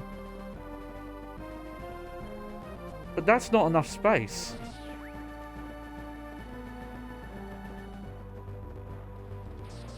Oh, okay.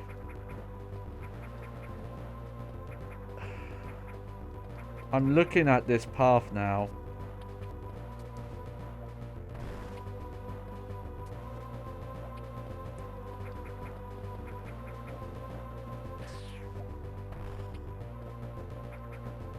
It's just one of those bits where... No, it can't be that. I was trying to figure out if this was one of those ones where you have to, like, keep getting the shine spark back by running into slopes that let you carry your momentum back into a run. But that's definitely not the case here. I'm just gonna ignore it. Because I remember that one being weird. I think every time I do it, I end up having to watch a YouTube video. So I know what I'm doing, but... Yeah, I think the Morph Ball Shine Spark's weird in this, where you can only do it from jumping. Oh! I've remembered it. Okay. I actually do think I remember how to do that one now.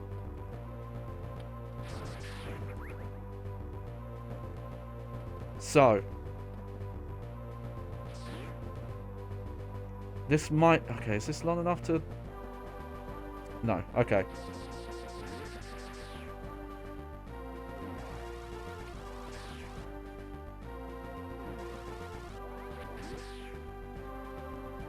Okay, yes.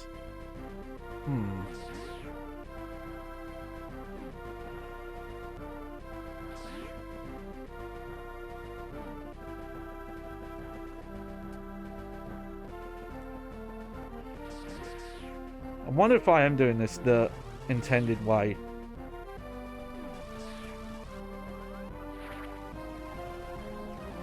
There we go. Oh, what the fuck? Okay, something went wrong there.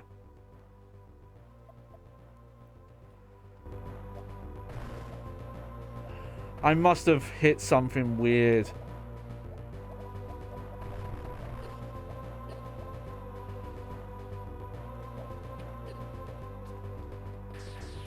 Oh, that's a shame. I thought I'd figured it out.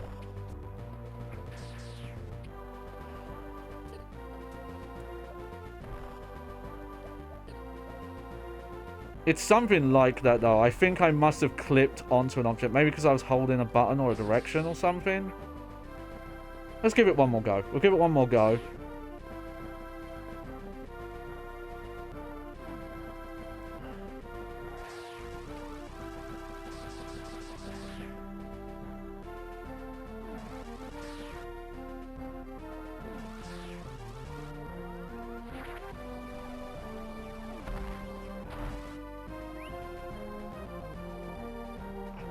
Yeah, this is trickier than I remember. I think the angle is just like really precise on it. But I prefer some of the games where you can Morph Ball Shine without having to do the jump.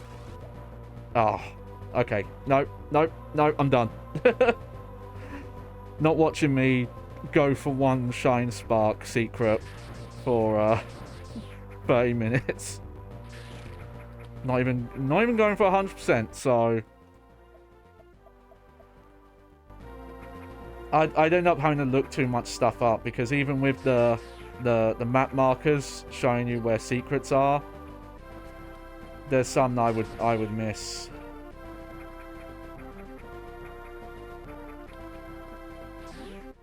Is that the way we're going? Yeah. Okay, I'm probably not going to do too much longer. I tend to do... Okay, now I remember. Yeah, this is the reason why I hadn't gone up here. Because you need the high jump.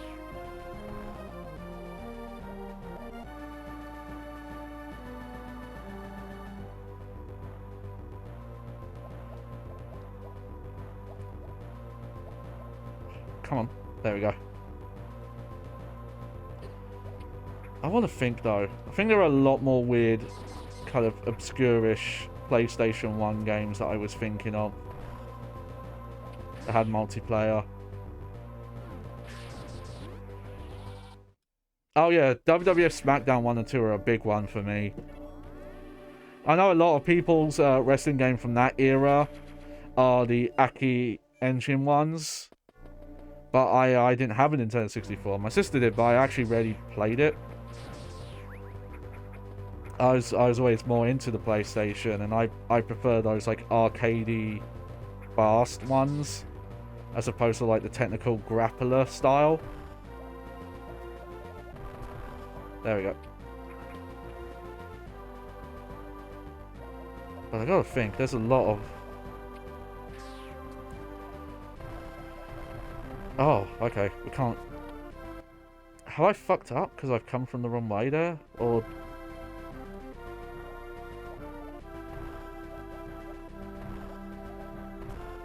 Oh, this reminds me. I wanted to check something, actually. Controls... No. Ooh, where would it be?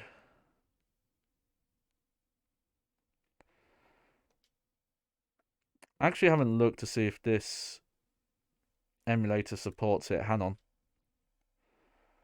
System. Manage core option. No. Video.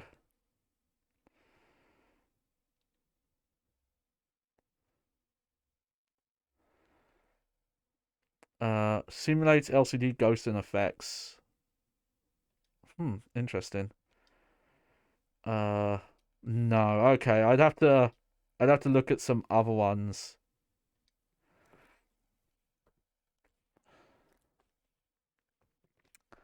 I wanted to mess with it. I forget how I found this. Oh, whoops.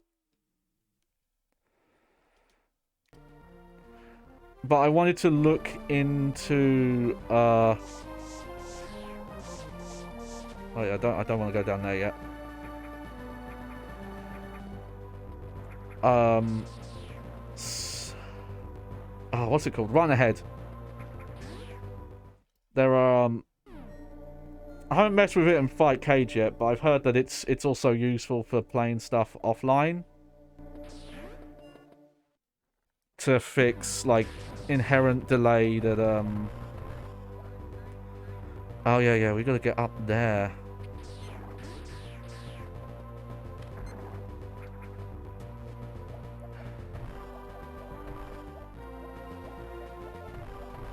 Oh, this always happens. I notice this when I come this way. I always think I've gotten stuck, but I don't think I actually have. There we go.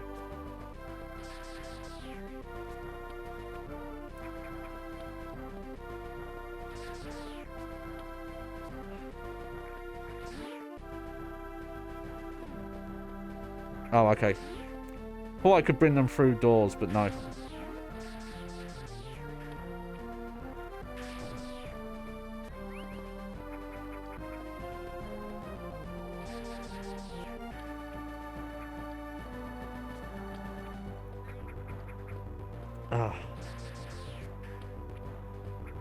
There we go.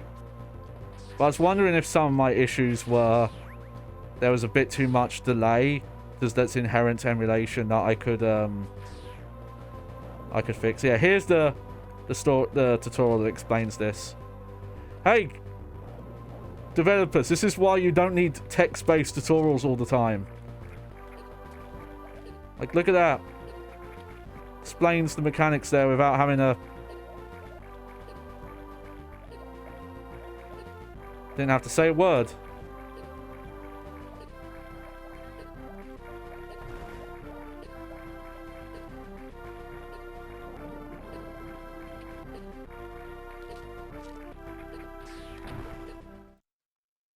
There we go. Nice. Okay, I wanted to get at least one suit upgrade today. There we go. Decreases damage taken from enemies, prevents damage from acid and heat. So, to an extent, I think there's some of those rooms that we still can't go into because they're too hot.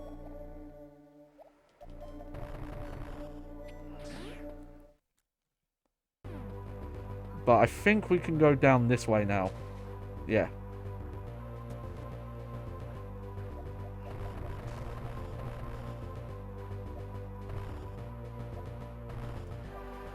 I have to think again. Think about what weird multiplayer PlayStation 1 games there are that would be fun to do Fightcade stuff with. I've mentioned it a few times in the Discord just because people don't know. And speaking of, I want to check my Discord quickly because I have a pin and I want to make sure it's not important. No. Okay. Oh, hang on. There we go. Get my layers right.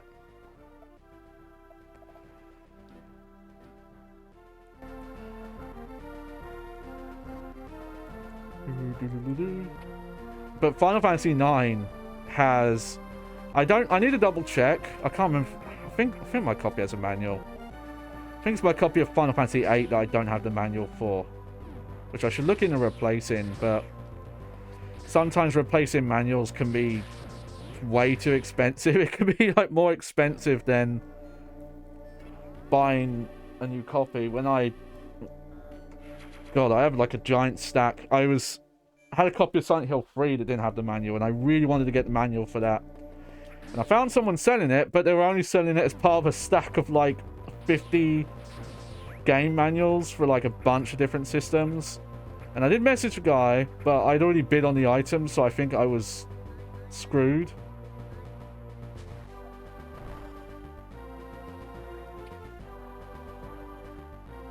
So now I've got like a giant stack that I either need to try, like, maybe find copies of the games that don't have the manuals, or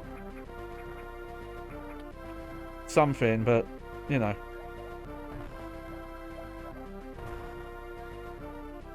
Yep. Grab on, guys. Because it's that, or just relist all of them again as a stack without the Silent Hill 3 manual that I wanted. But it's... I think I jumped on it because I'd been looking for it for so long and it was such a specific... Listen, yeah, that's how you do it. For some reason, every time I do that, I think I've come from the wrong end. Oh wow, back to Norfair already. I actually forgot how quick you can get through this game. You really jump between areas. Like, they expanded stuff a bit, but this is probably the shortest Metroid game.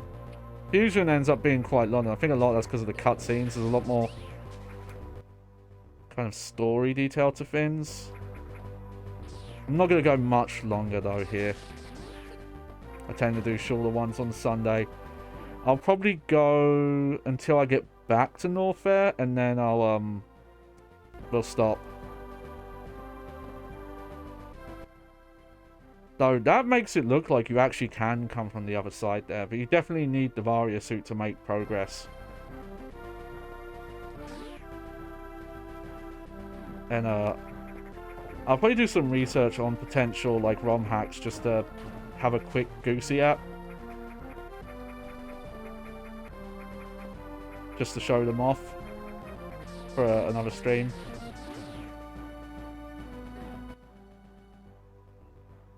Oh, yeah, we're just...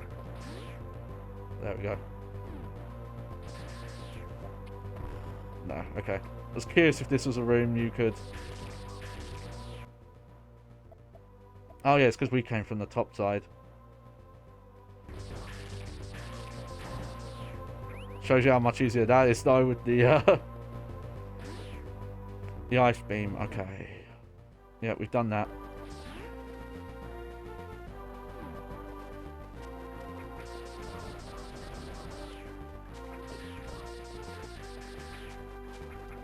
Yeah, but it's much not having as much nostalgia for Metroid because I didn't have it growing up very young. I think the problem is this Metroid was already kind of gone on the back burner by the time I would have gotten into Nintendo systems, because most of the Nintendo systems I played were other people's, and the PlayStations were the ones I had. Though I did have original Game Boy and a Game Boy Advance. I just did not know about Metroid because all my news was all about Sony stuff. Like, no joke, I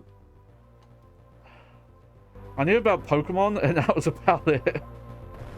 You know, because Pokemon was, well, still is, but when it first, you know, just, it was such a cultural zeitgeist when it came out that it was hard not to hear about it, though. God, the PAL region got fucked by that. Go look up how long it took for PAL to get the Pokemon games released. It is fucking ridiculous. Something like over a year. Despite, it's like, okay. You don't have to relocalize the game. It's already in North America. Granted, yes, there are other languages in the PAL region. It's just, it's always been very weird to me how they would lump together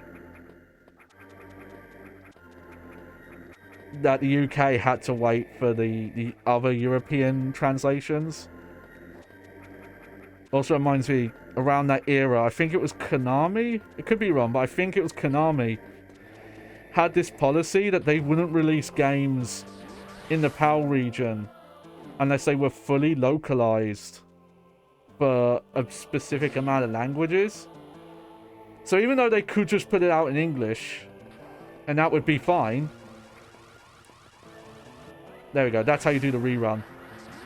Is you shine spark into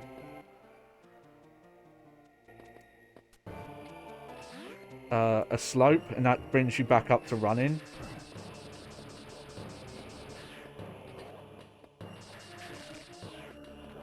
Alright, here we go. I wonder if there's a way you could do this smoother, though, where you didn't have to kind of go back and forth between the areas.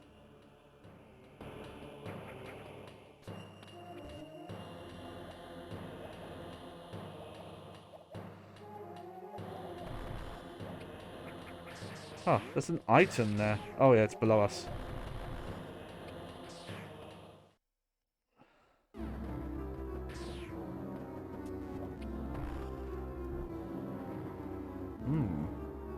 Creepy crawly area.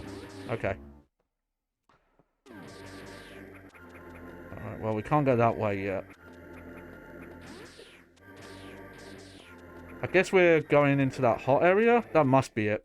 Yeah. Yeah, I'll heal up. Oh yeah, I was supposed to be stopping soon. Just kind of kept playing. Whoops.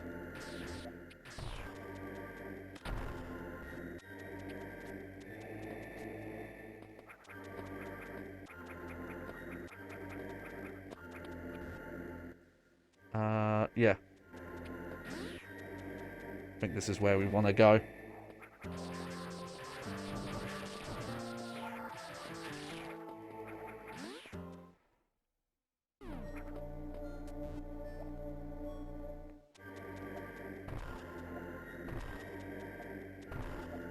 Yeah, so we can survive the hot rooms now, but we do still take lava damage.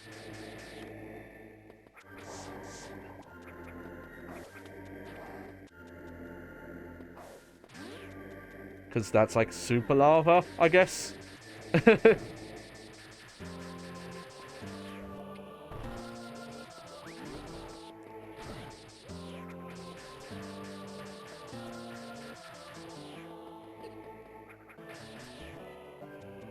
Oh yeah, that's a shine spark thing.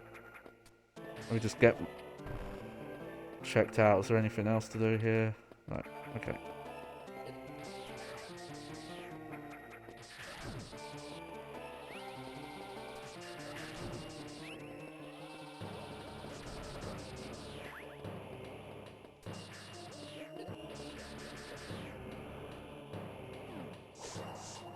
Whoops.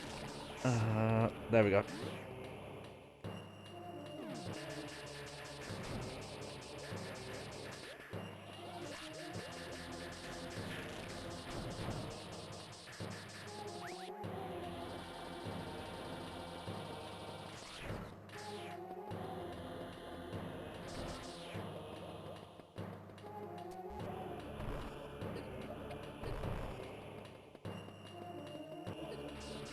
Oh. Come on. Get out of here.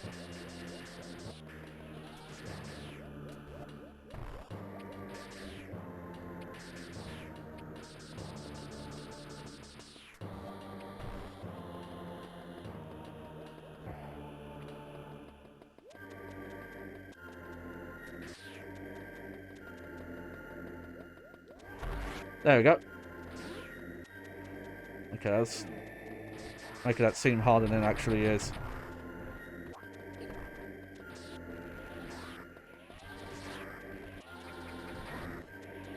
Oh wow, okay.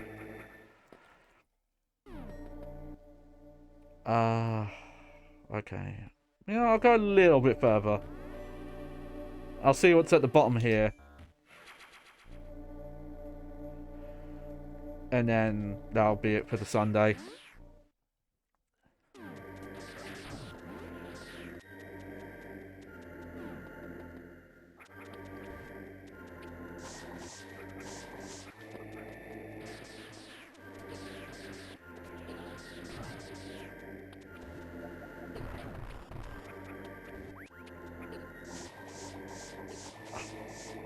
Come on. There we go.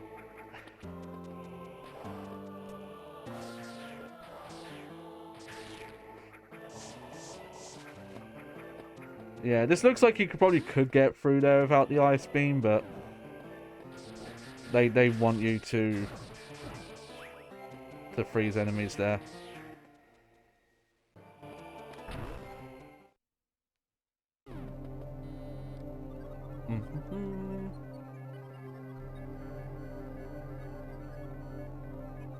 Okay, yeah, we'll do a bit more here.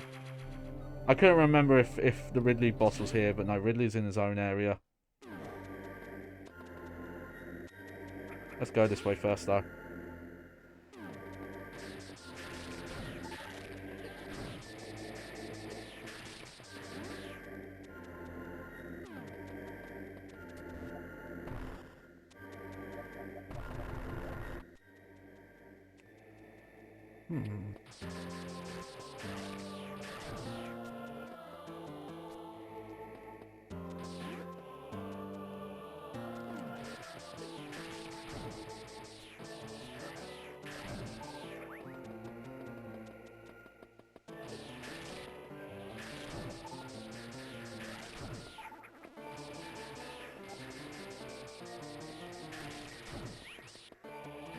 Okay.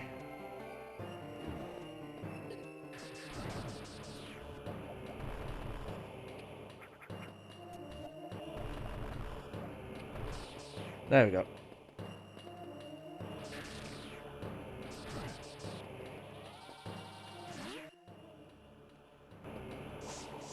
Oh no, that's the bad stuff.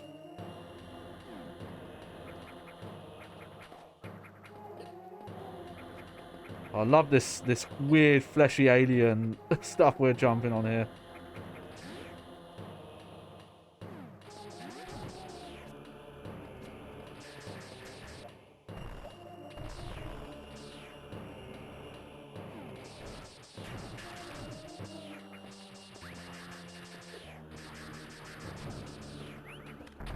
Missile check.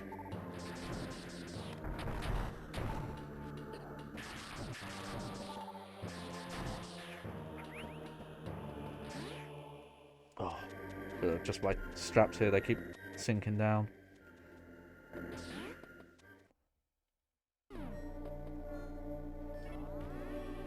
Yeah, we'll do save, we'll do save.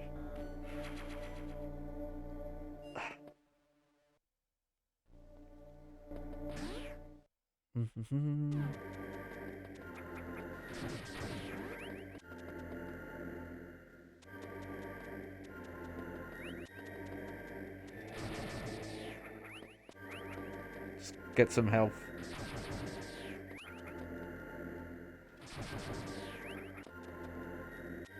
There we go.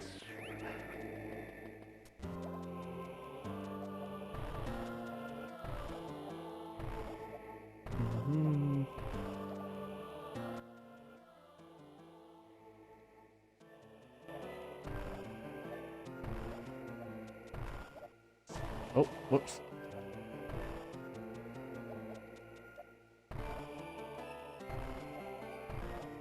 Oh, interesting. Okay.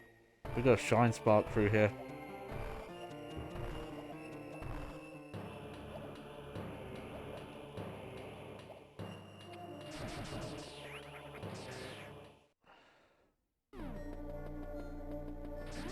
Is there even enough room to get...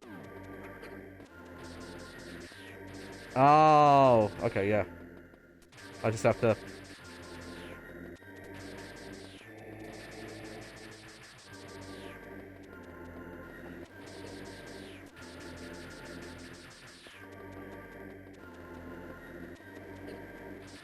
Oh, almost, okay.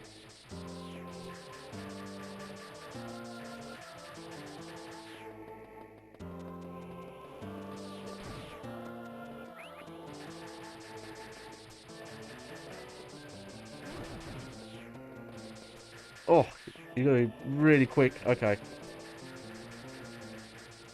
Now I feel like I'm doing this wrong.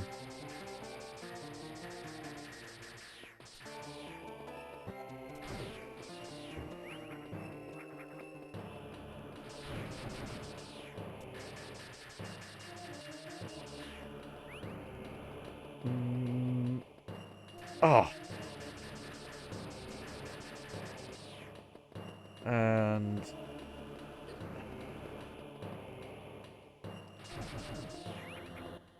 No, this must be the way you do this.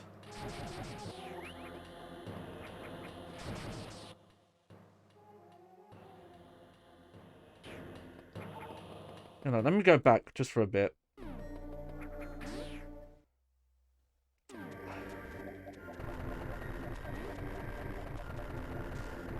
Yep. I was being dumb. I need the wide beam.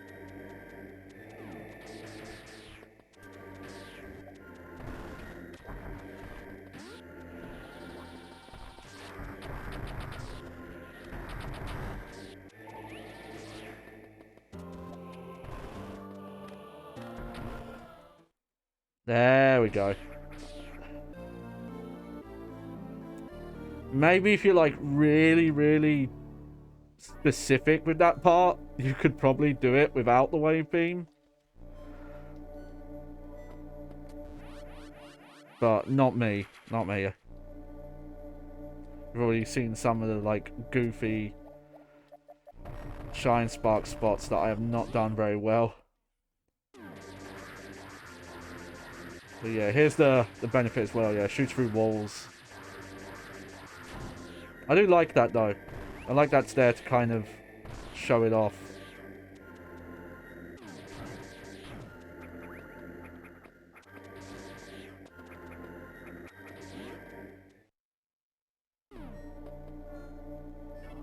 Alright, I'll do this little bit.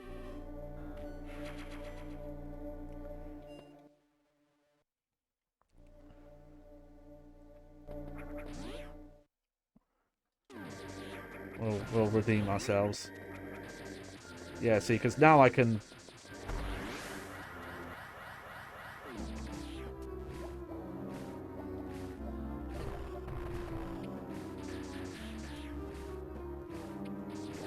Yeah, you have to use the wave beam anyway, so...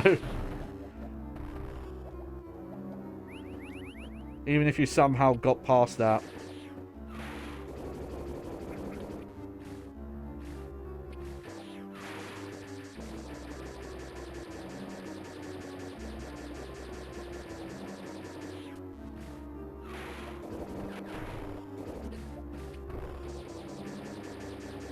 Yeah, I think this is how you do this. It takes a while, but yeah, you gotta push it back and then let it run over bombs. There we go.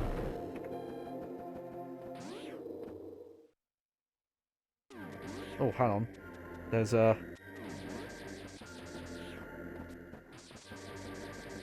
How do we get up there?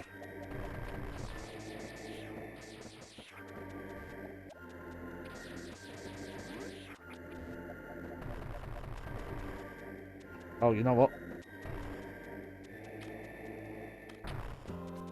There we go.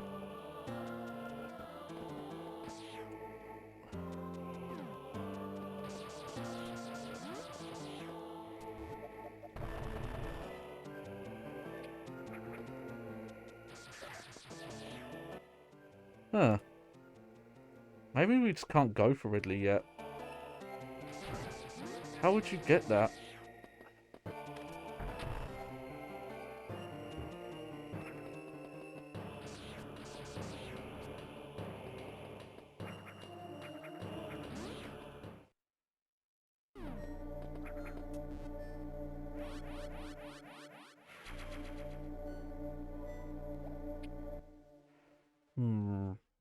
Let me have one more quick look down there.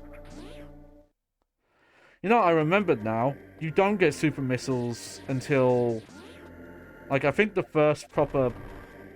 Is it super missiles or is it the power... No, it's the power bomb. The power bomb you don't get until far later. Because power bomb was originally Super Metroid only. But it's added to this.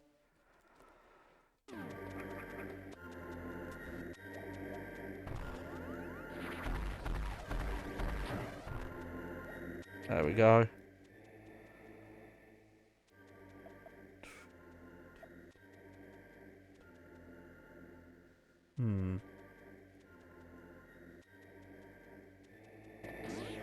Okay, what I'm going to do is I'm going to...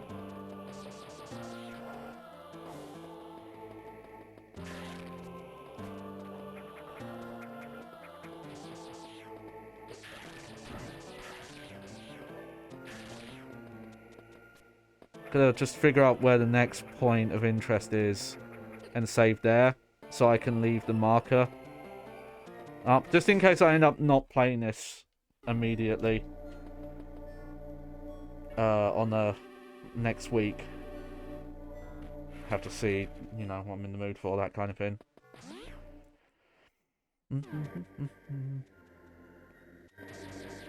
Oh yeah, I still don't know what's up with this floor.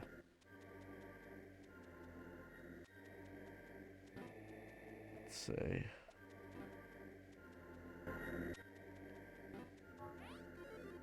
Oh no, how do you do it?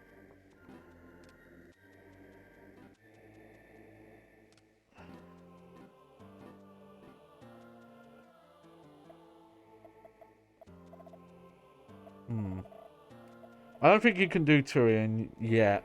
Turian's like going towards the end of the game. I might check out that way again.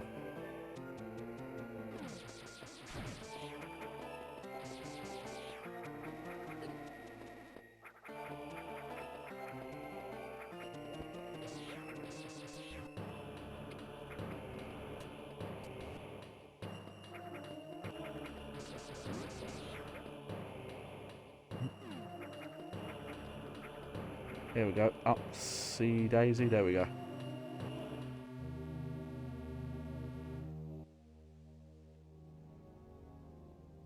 Yeah, there's still quite a bit I haven't done here.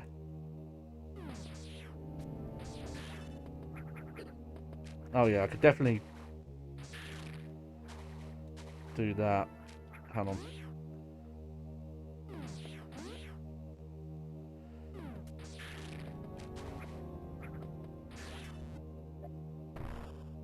Oh, weird. Okay. That's only from one way. Okay.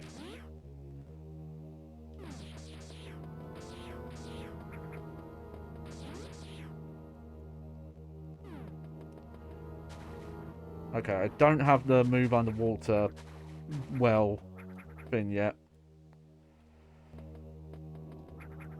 Also, I didn't go all the way this way, so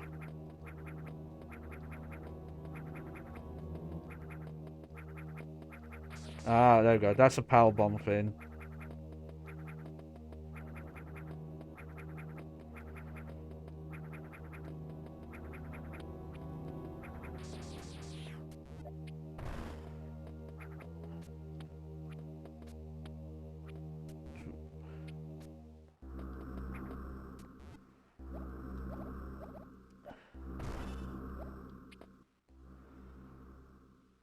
Let's see.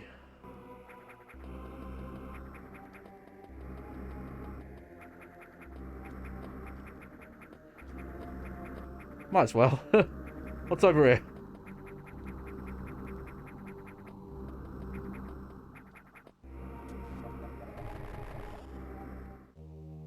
Whoops. Didn't mean to do that. Okay.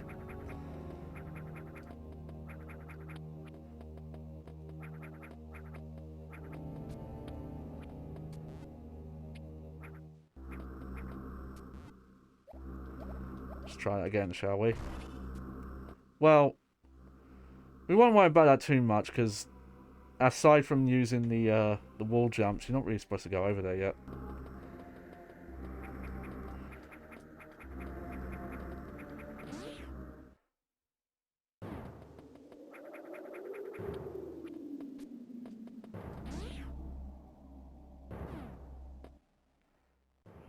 Alright, yeah.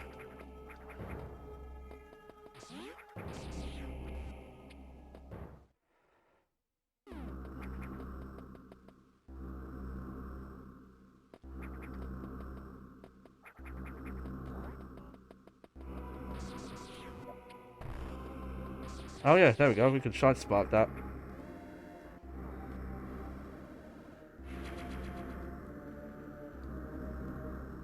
Yes. There we go.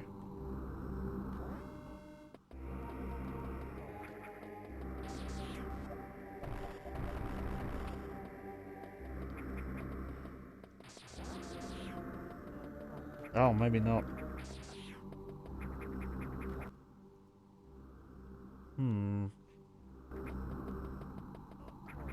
I maybe went the wrong way. Maybe none of this is actually doable yet.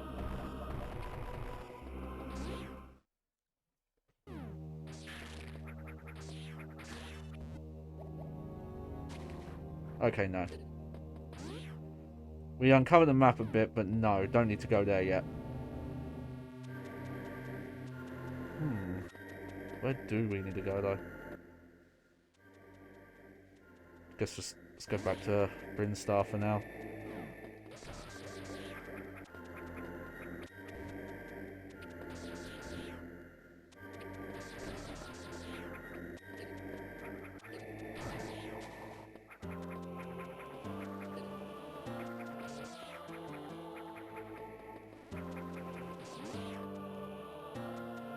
Yeah, let me have one more look at the map. I'm pretty sure that lava room at the top there is extra. Though, maybe I should just go look at it just to make sure.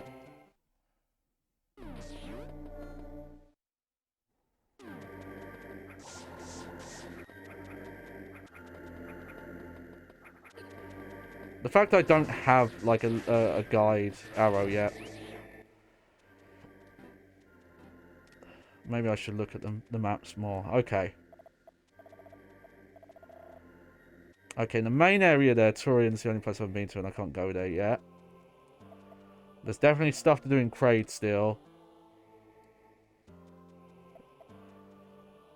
And, mainly, I've definitely missed stuff down here. I can't go to the Ridley area, though, so maybe... That makes me think I need to go back to Craig, where Craig lives. The abode of Craig.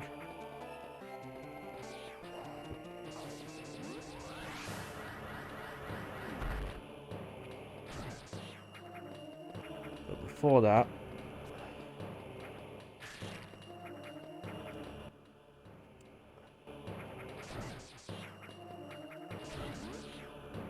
Let's see what's in here.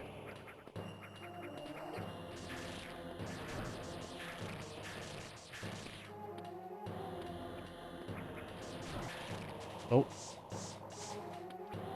Come on. There we go.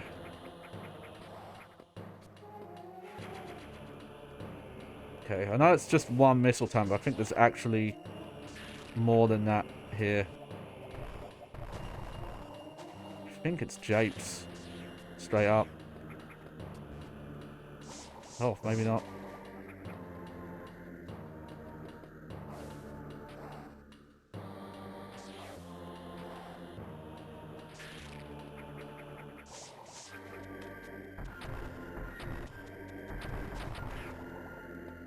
That makes me think there is something there. Well, that was the case. There was a hidden...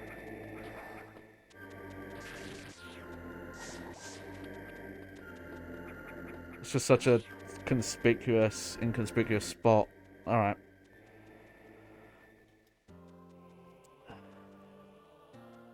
Well, for now, let's just...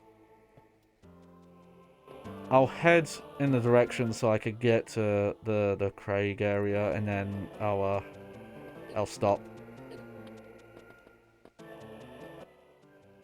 As long as I know where I'm going next time, I'll be fine. Whoops. Jumped too high. I'm a little dodgy doing the, like, the Shine Spark long jumps. Because you have to not always, like, hold the jump button down. Sometimes you just need to do a hop. Alright, let's see. Oh, that's down that way. Okay.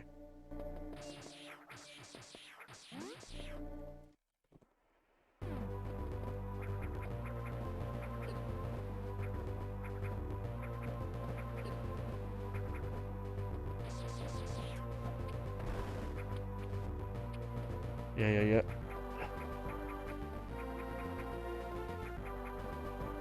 It's funny, for a while, I think this was my favourite 2D Metroid game. I don't think it is anymore.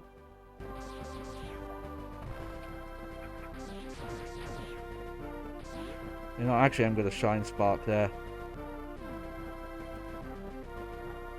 I think if you technically asked me, I would say my favourite 2D one... Before I played Dread... Ah, I was too slow.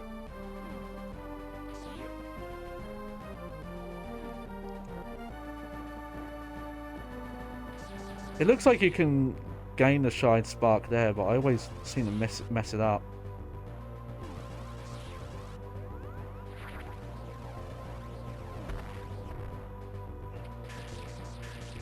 Yeah, there's something messy with the collision here, because you're supposed to...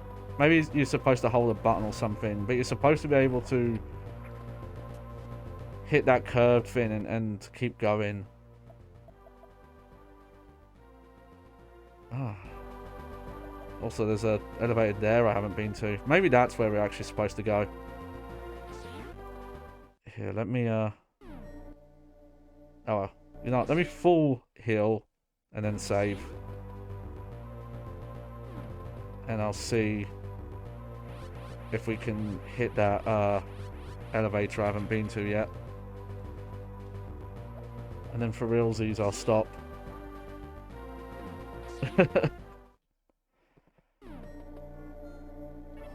I think, though, sorry, I have this bad habit of, starting talking as if the thing I've been thinking about is saying out loud and I wasn't. But I was thinking about the Fightcade stuff. I actually do want to do some Fightcade streams, but I want to do like a warm-up stream where I kind of just look at random stuff and make sure I know how to capture it. Oh, I should be able to get that now. I think I need the... Oh, you know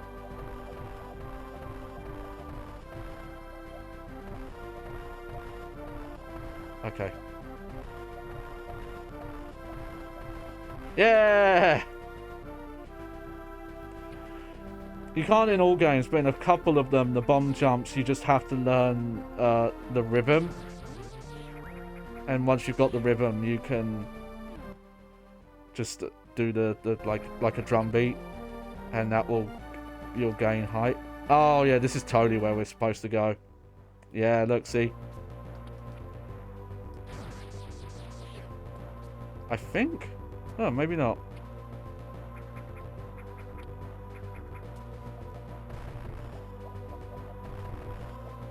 Oh, that's a power bomb thing. Okay.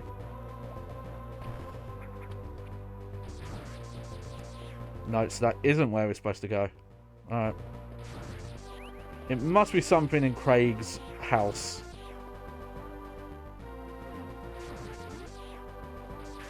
I just want to make sure I know what I'm doing before I stop, so I don't have this confused running around next time. Let's see. Yeah, because look, there's tons I haven't been to in that area there.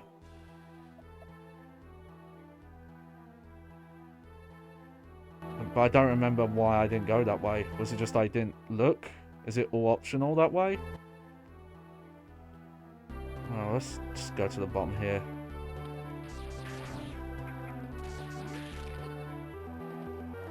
Okay, we definitely need the high jump to get in there.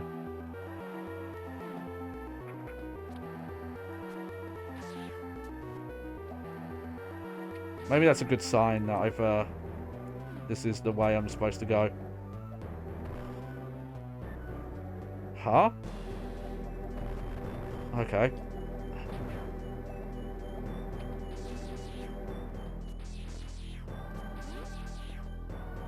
Odd.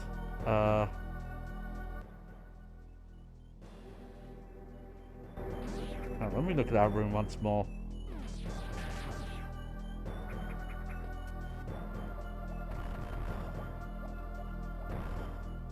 I think these are basically like one-way missile things, so you can't open them from the other way.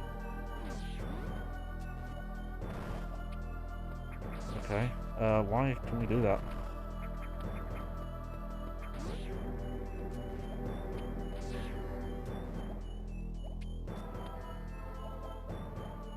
Oh, let's just reset the room.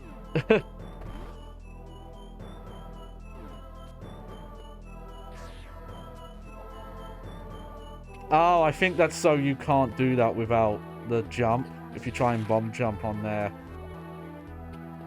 it messes up. Okay, let me go up then. But I'm starting to think that's actually where we need to go.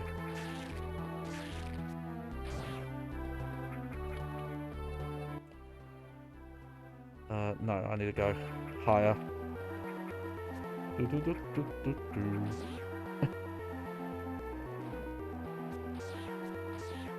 know, as much as I was saying, like, hey, the guide arrows early on a bit too direct.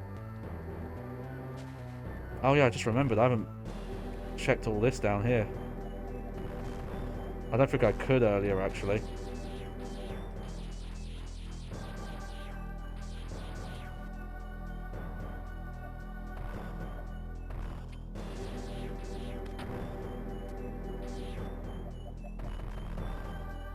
Okay.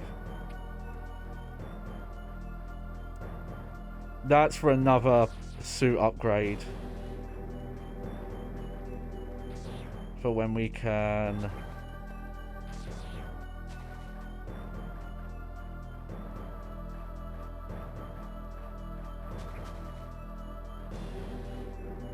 Okay, and you can't wall jump up there.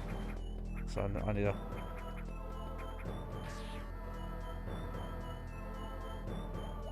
There we go. Gotta fix these straps from sliding up my hands.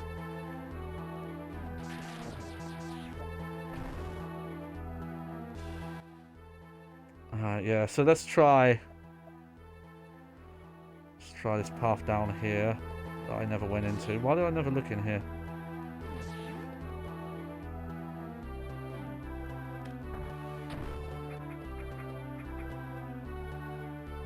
Oh yeah, that's why.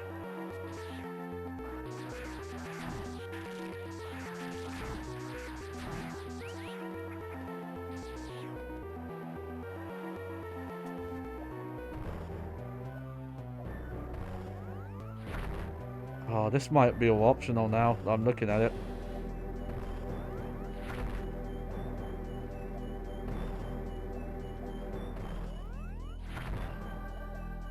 Okay, if that's the case...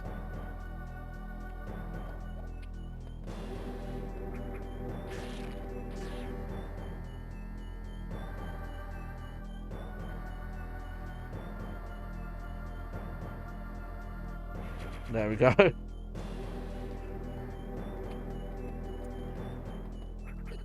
Get the feeling we could have done that earlier, but just having the jump makes it easier.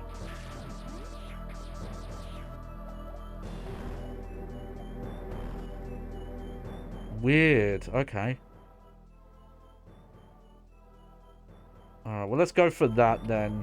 That's another thing where you can only come in the room from one direction for some reason.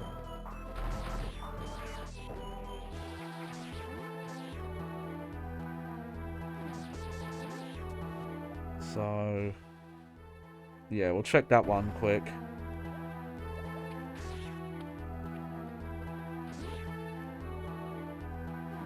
What's this? I get a feeling we've wasted time though, and this was just power-ups we missed.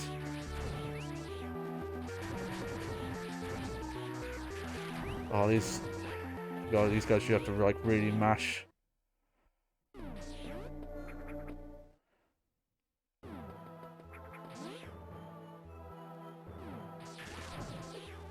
Oh yeah, this bit.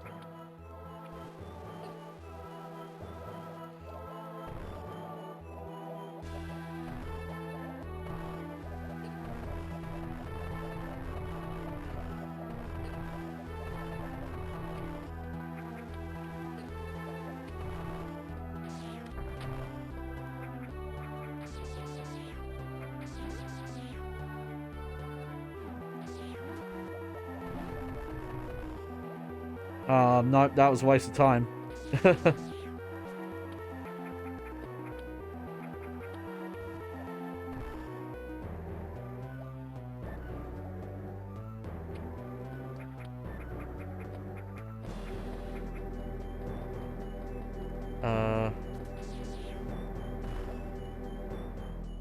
Yeah. Did not need to come down here. Okay. That makes me think I did miss something in North Air. Because Brinstar... we can't even get to Turian yet, so... at least I don't think we can. I think there's like a second thing that needs to be open there. But let me just get out of here. There we go. Do it this way because it's quicker. Oh, sorry about that. I guess if you're watching the VOD, you know where to turn it off.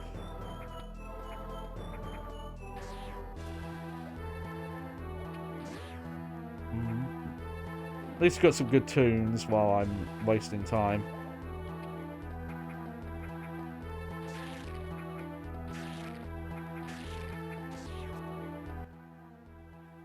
Yeah, I'm checking the map too much, but...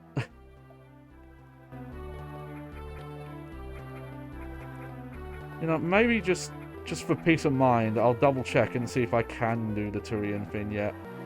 But I'm pretty sure no. No. I'm not, no. I'm more than certain no. That's not where I need to go.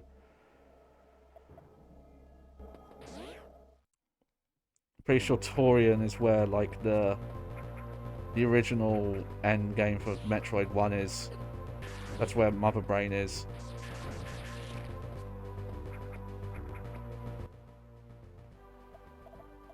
Yeah, it's something in North Air that I should have done. So I'm just gonna run back that way. Save and call it a night.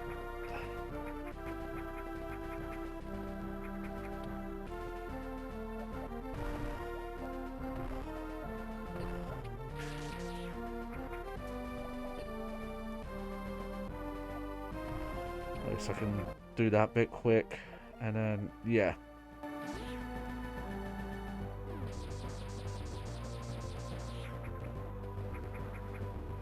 Blah, blah, blah. When was the first time? I'm trying to remember when I would have played Super Metroid first. I don't know if it was the Super Nintendo Mini. I think it was earlier than that. I'm fairly certain it was earlier than that. Yeah, I think I must have just... missed something down one of these paths, and I was supposed to get the super missiles. So let's just save here.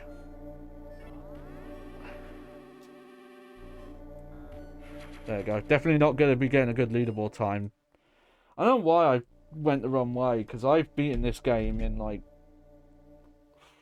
3 hours in game time, I think. 2 to 3 hours.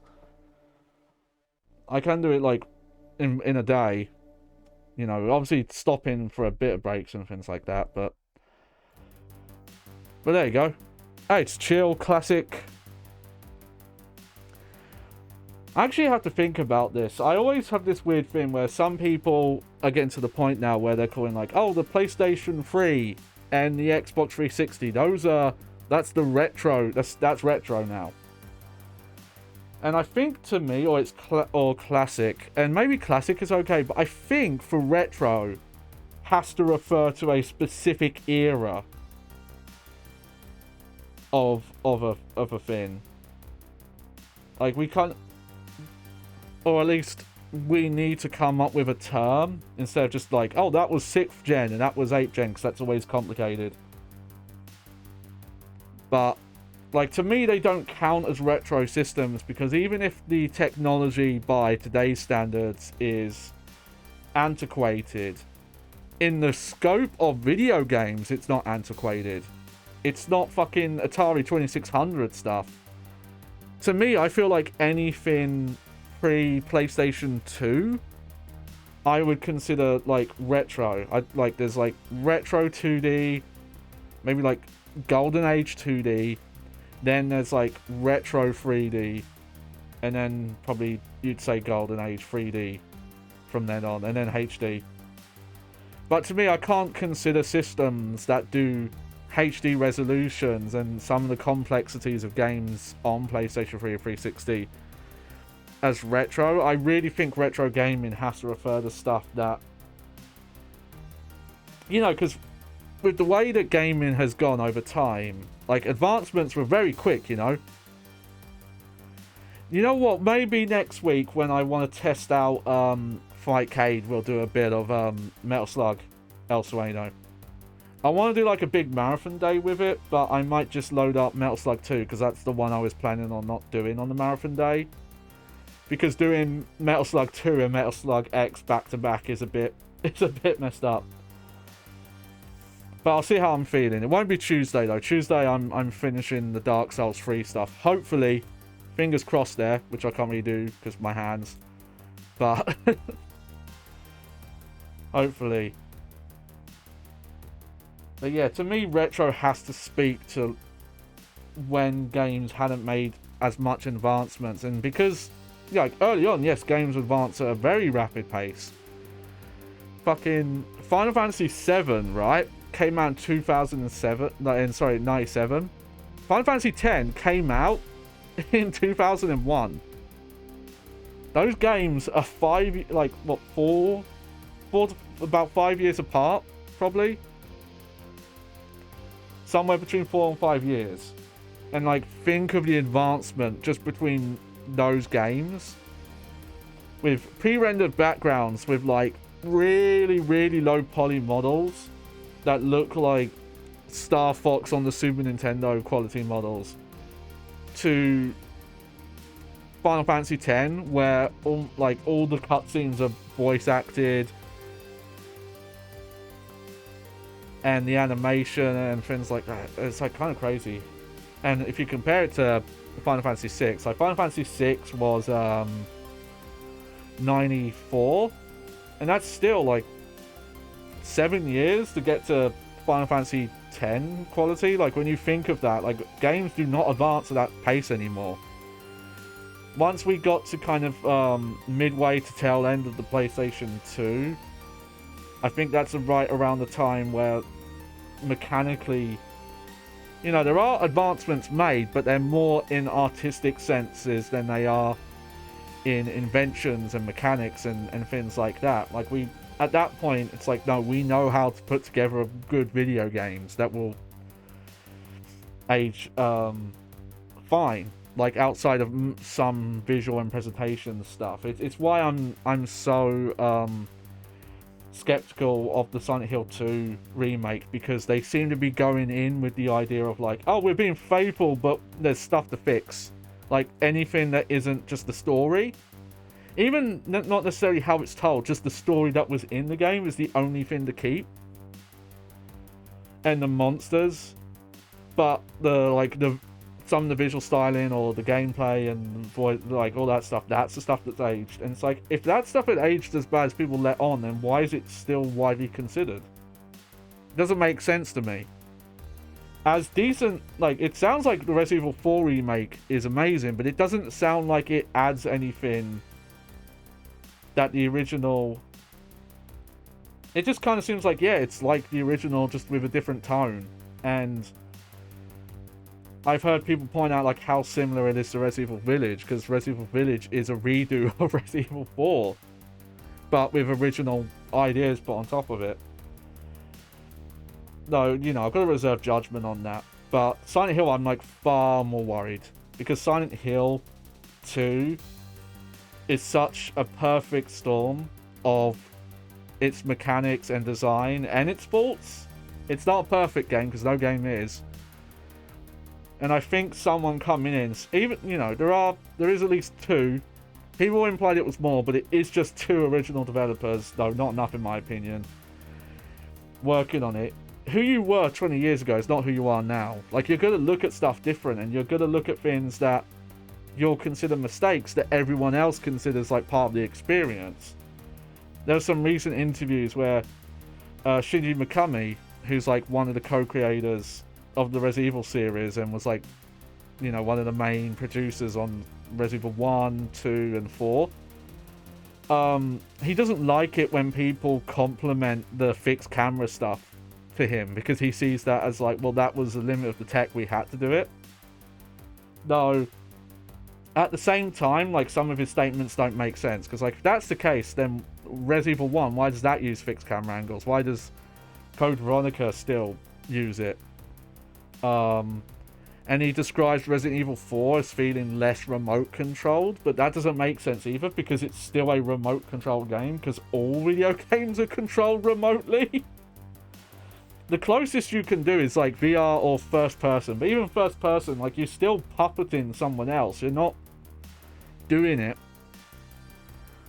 If you were talking about Resident Evil 4 VR, that'd make sense, but he didn't work on that. So, but my point is, there's like, that shows you, like, that's a guy talking about games he made 20 to 25 years ago and how his perspectives changed. You know? And that reminds me, actually, with Metroid, there were rumors for a while that there was going to be a remake of Super Metroid. And see, that's a game I don't think needs a remake. All it really needs is like a version that includes some of the stuff that Super Metroid Redux adds. Or, well, like, you could do like a decent remake, but I think Metroid Dread proves that just making like new concept in the Metroid universe is more interesting than a game that still holds up relatively well, just sometimes needs a little bit of like polish. Oh no, I'm ranting. I'm cynical old bag. Never happy with anything. These darn kids, their newfangled remakes, and no, it's not for me to say, because Resident Evil 2 remake is actually one of my favourite. It's like high up there in terms of survival horror games. That might be in my top 5 if I think about it. But anyway, so what's next for Johnny Baghead? Well, as I said earlier, Tuesday, unless Nameless Kin is just a fuck or whatever extra stuff we've got to do, but Tuesday I'm hoping will be the final Dark Souls 3 stream, because obviously there was the final of the main game and now we're doing this addendum stuff, but hopefully that'll be the final one. If not, we'll see. Though that reminds me, I need to go and farm embers in that game, so I might be doing that tomorrow. And I've got to think of what I want to do after that. I think I need to do Devil May Cry 2. I've been putting it off for a while. I wanted to get back into doing the stylish action stuff and going through all the Devil May Cry games. And then it's Devil May Cry 2, but I kind of don't want to skip it. I really want to just show how quickly Capcom dropped the ball. They had fucking gold on their hands, and for a couple of years, action games of that style were Devil May Cry clones. They were copying what Devil May Cry was doing. And then they dropped the ball so fucking hard with the second game. But I think we'll probably start that soon. Though we'll gotta finish this up, and I do want to do like a casual Fightcade stream. Just jump around on random games. Especially because I haven't actually used it on this new computer online. I've like done stuff offline, but I've never really dealt with like how do you stream it with Windows popping up and closing and all that. So if enough people show up, that'll be helpful for that, just to make sure everything's working good, so I know what to do in the future. And it'll just be fun to do more kicky punchy stuff. But there we go. So not specific stuff. But yeah, keep an eye on my Twitter for updates on the stream things. Also, if you have an interest in old TVs like CRTs, I'm currently in the process of trying to get one of mine fixed, because there's a very special thing. I don't want to spoil it yet, and I don't know if I can even really stream it. I'm probably going to have to make a video and just show it on stream at some point. Though the end goal is I do want to do some light gun stuff on the stream, but I'm going to have to get a different TV for that, because the ones I have are way too big to move in here. But I put a thread about it on my Twitter where you can read about my old TV that's possibly too broken to even fix, but I'll find out. But keep an eye on that. Obviously check out the VOD channel on YouTube, which I think I've got a bunch of pending uploads to tag and stuff like that, so I should look into that tonight. But there you go. Hope you enjoyed the show. I was your host, Johnny Baghead, as always. Yeah, and thank you for joining me for some chill Metroid. And yeah, have a good rest of your Sunday. See you next week. Oh yeah. Alright, keep on rolling, baby. You know what time it is.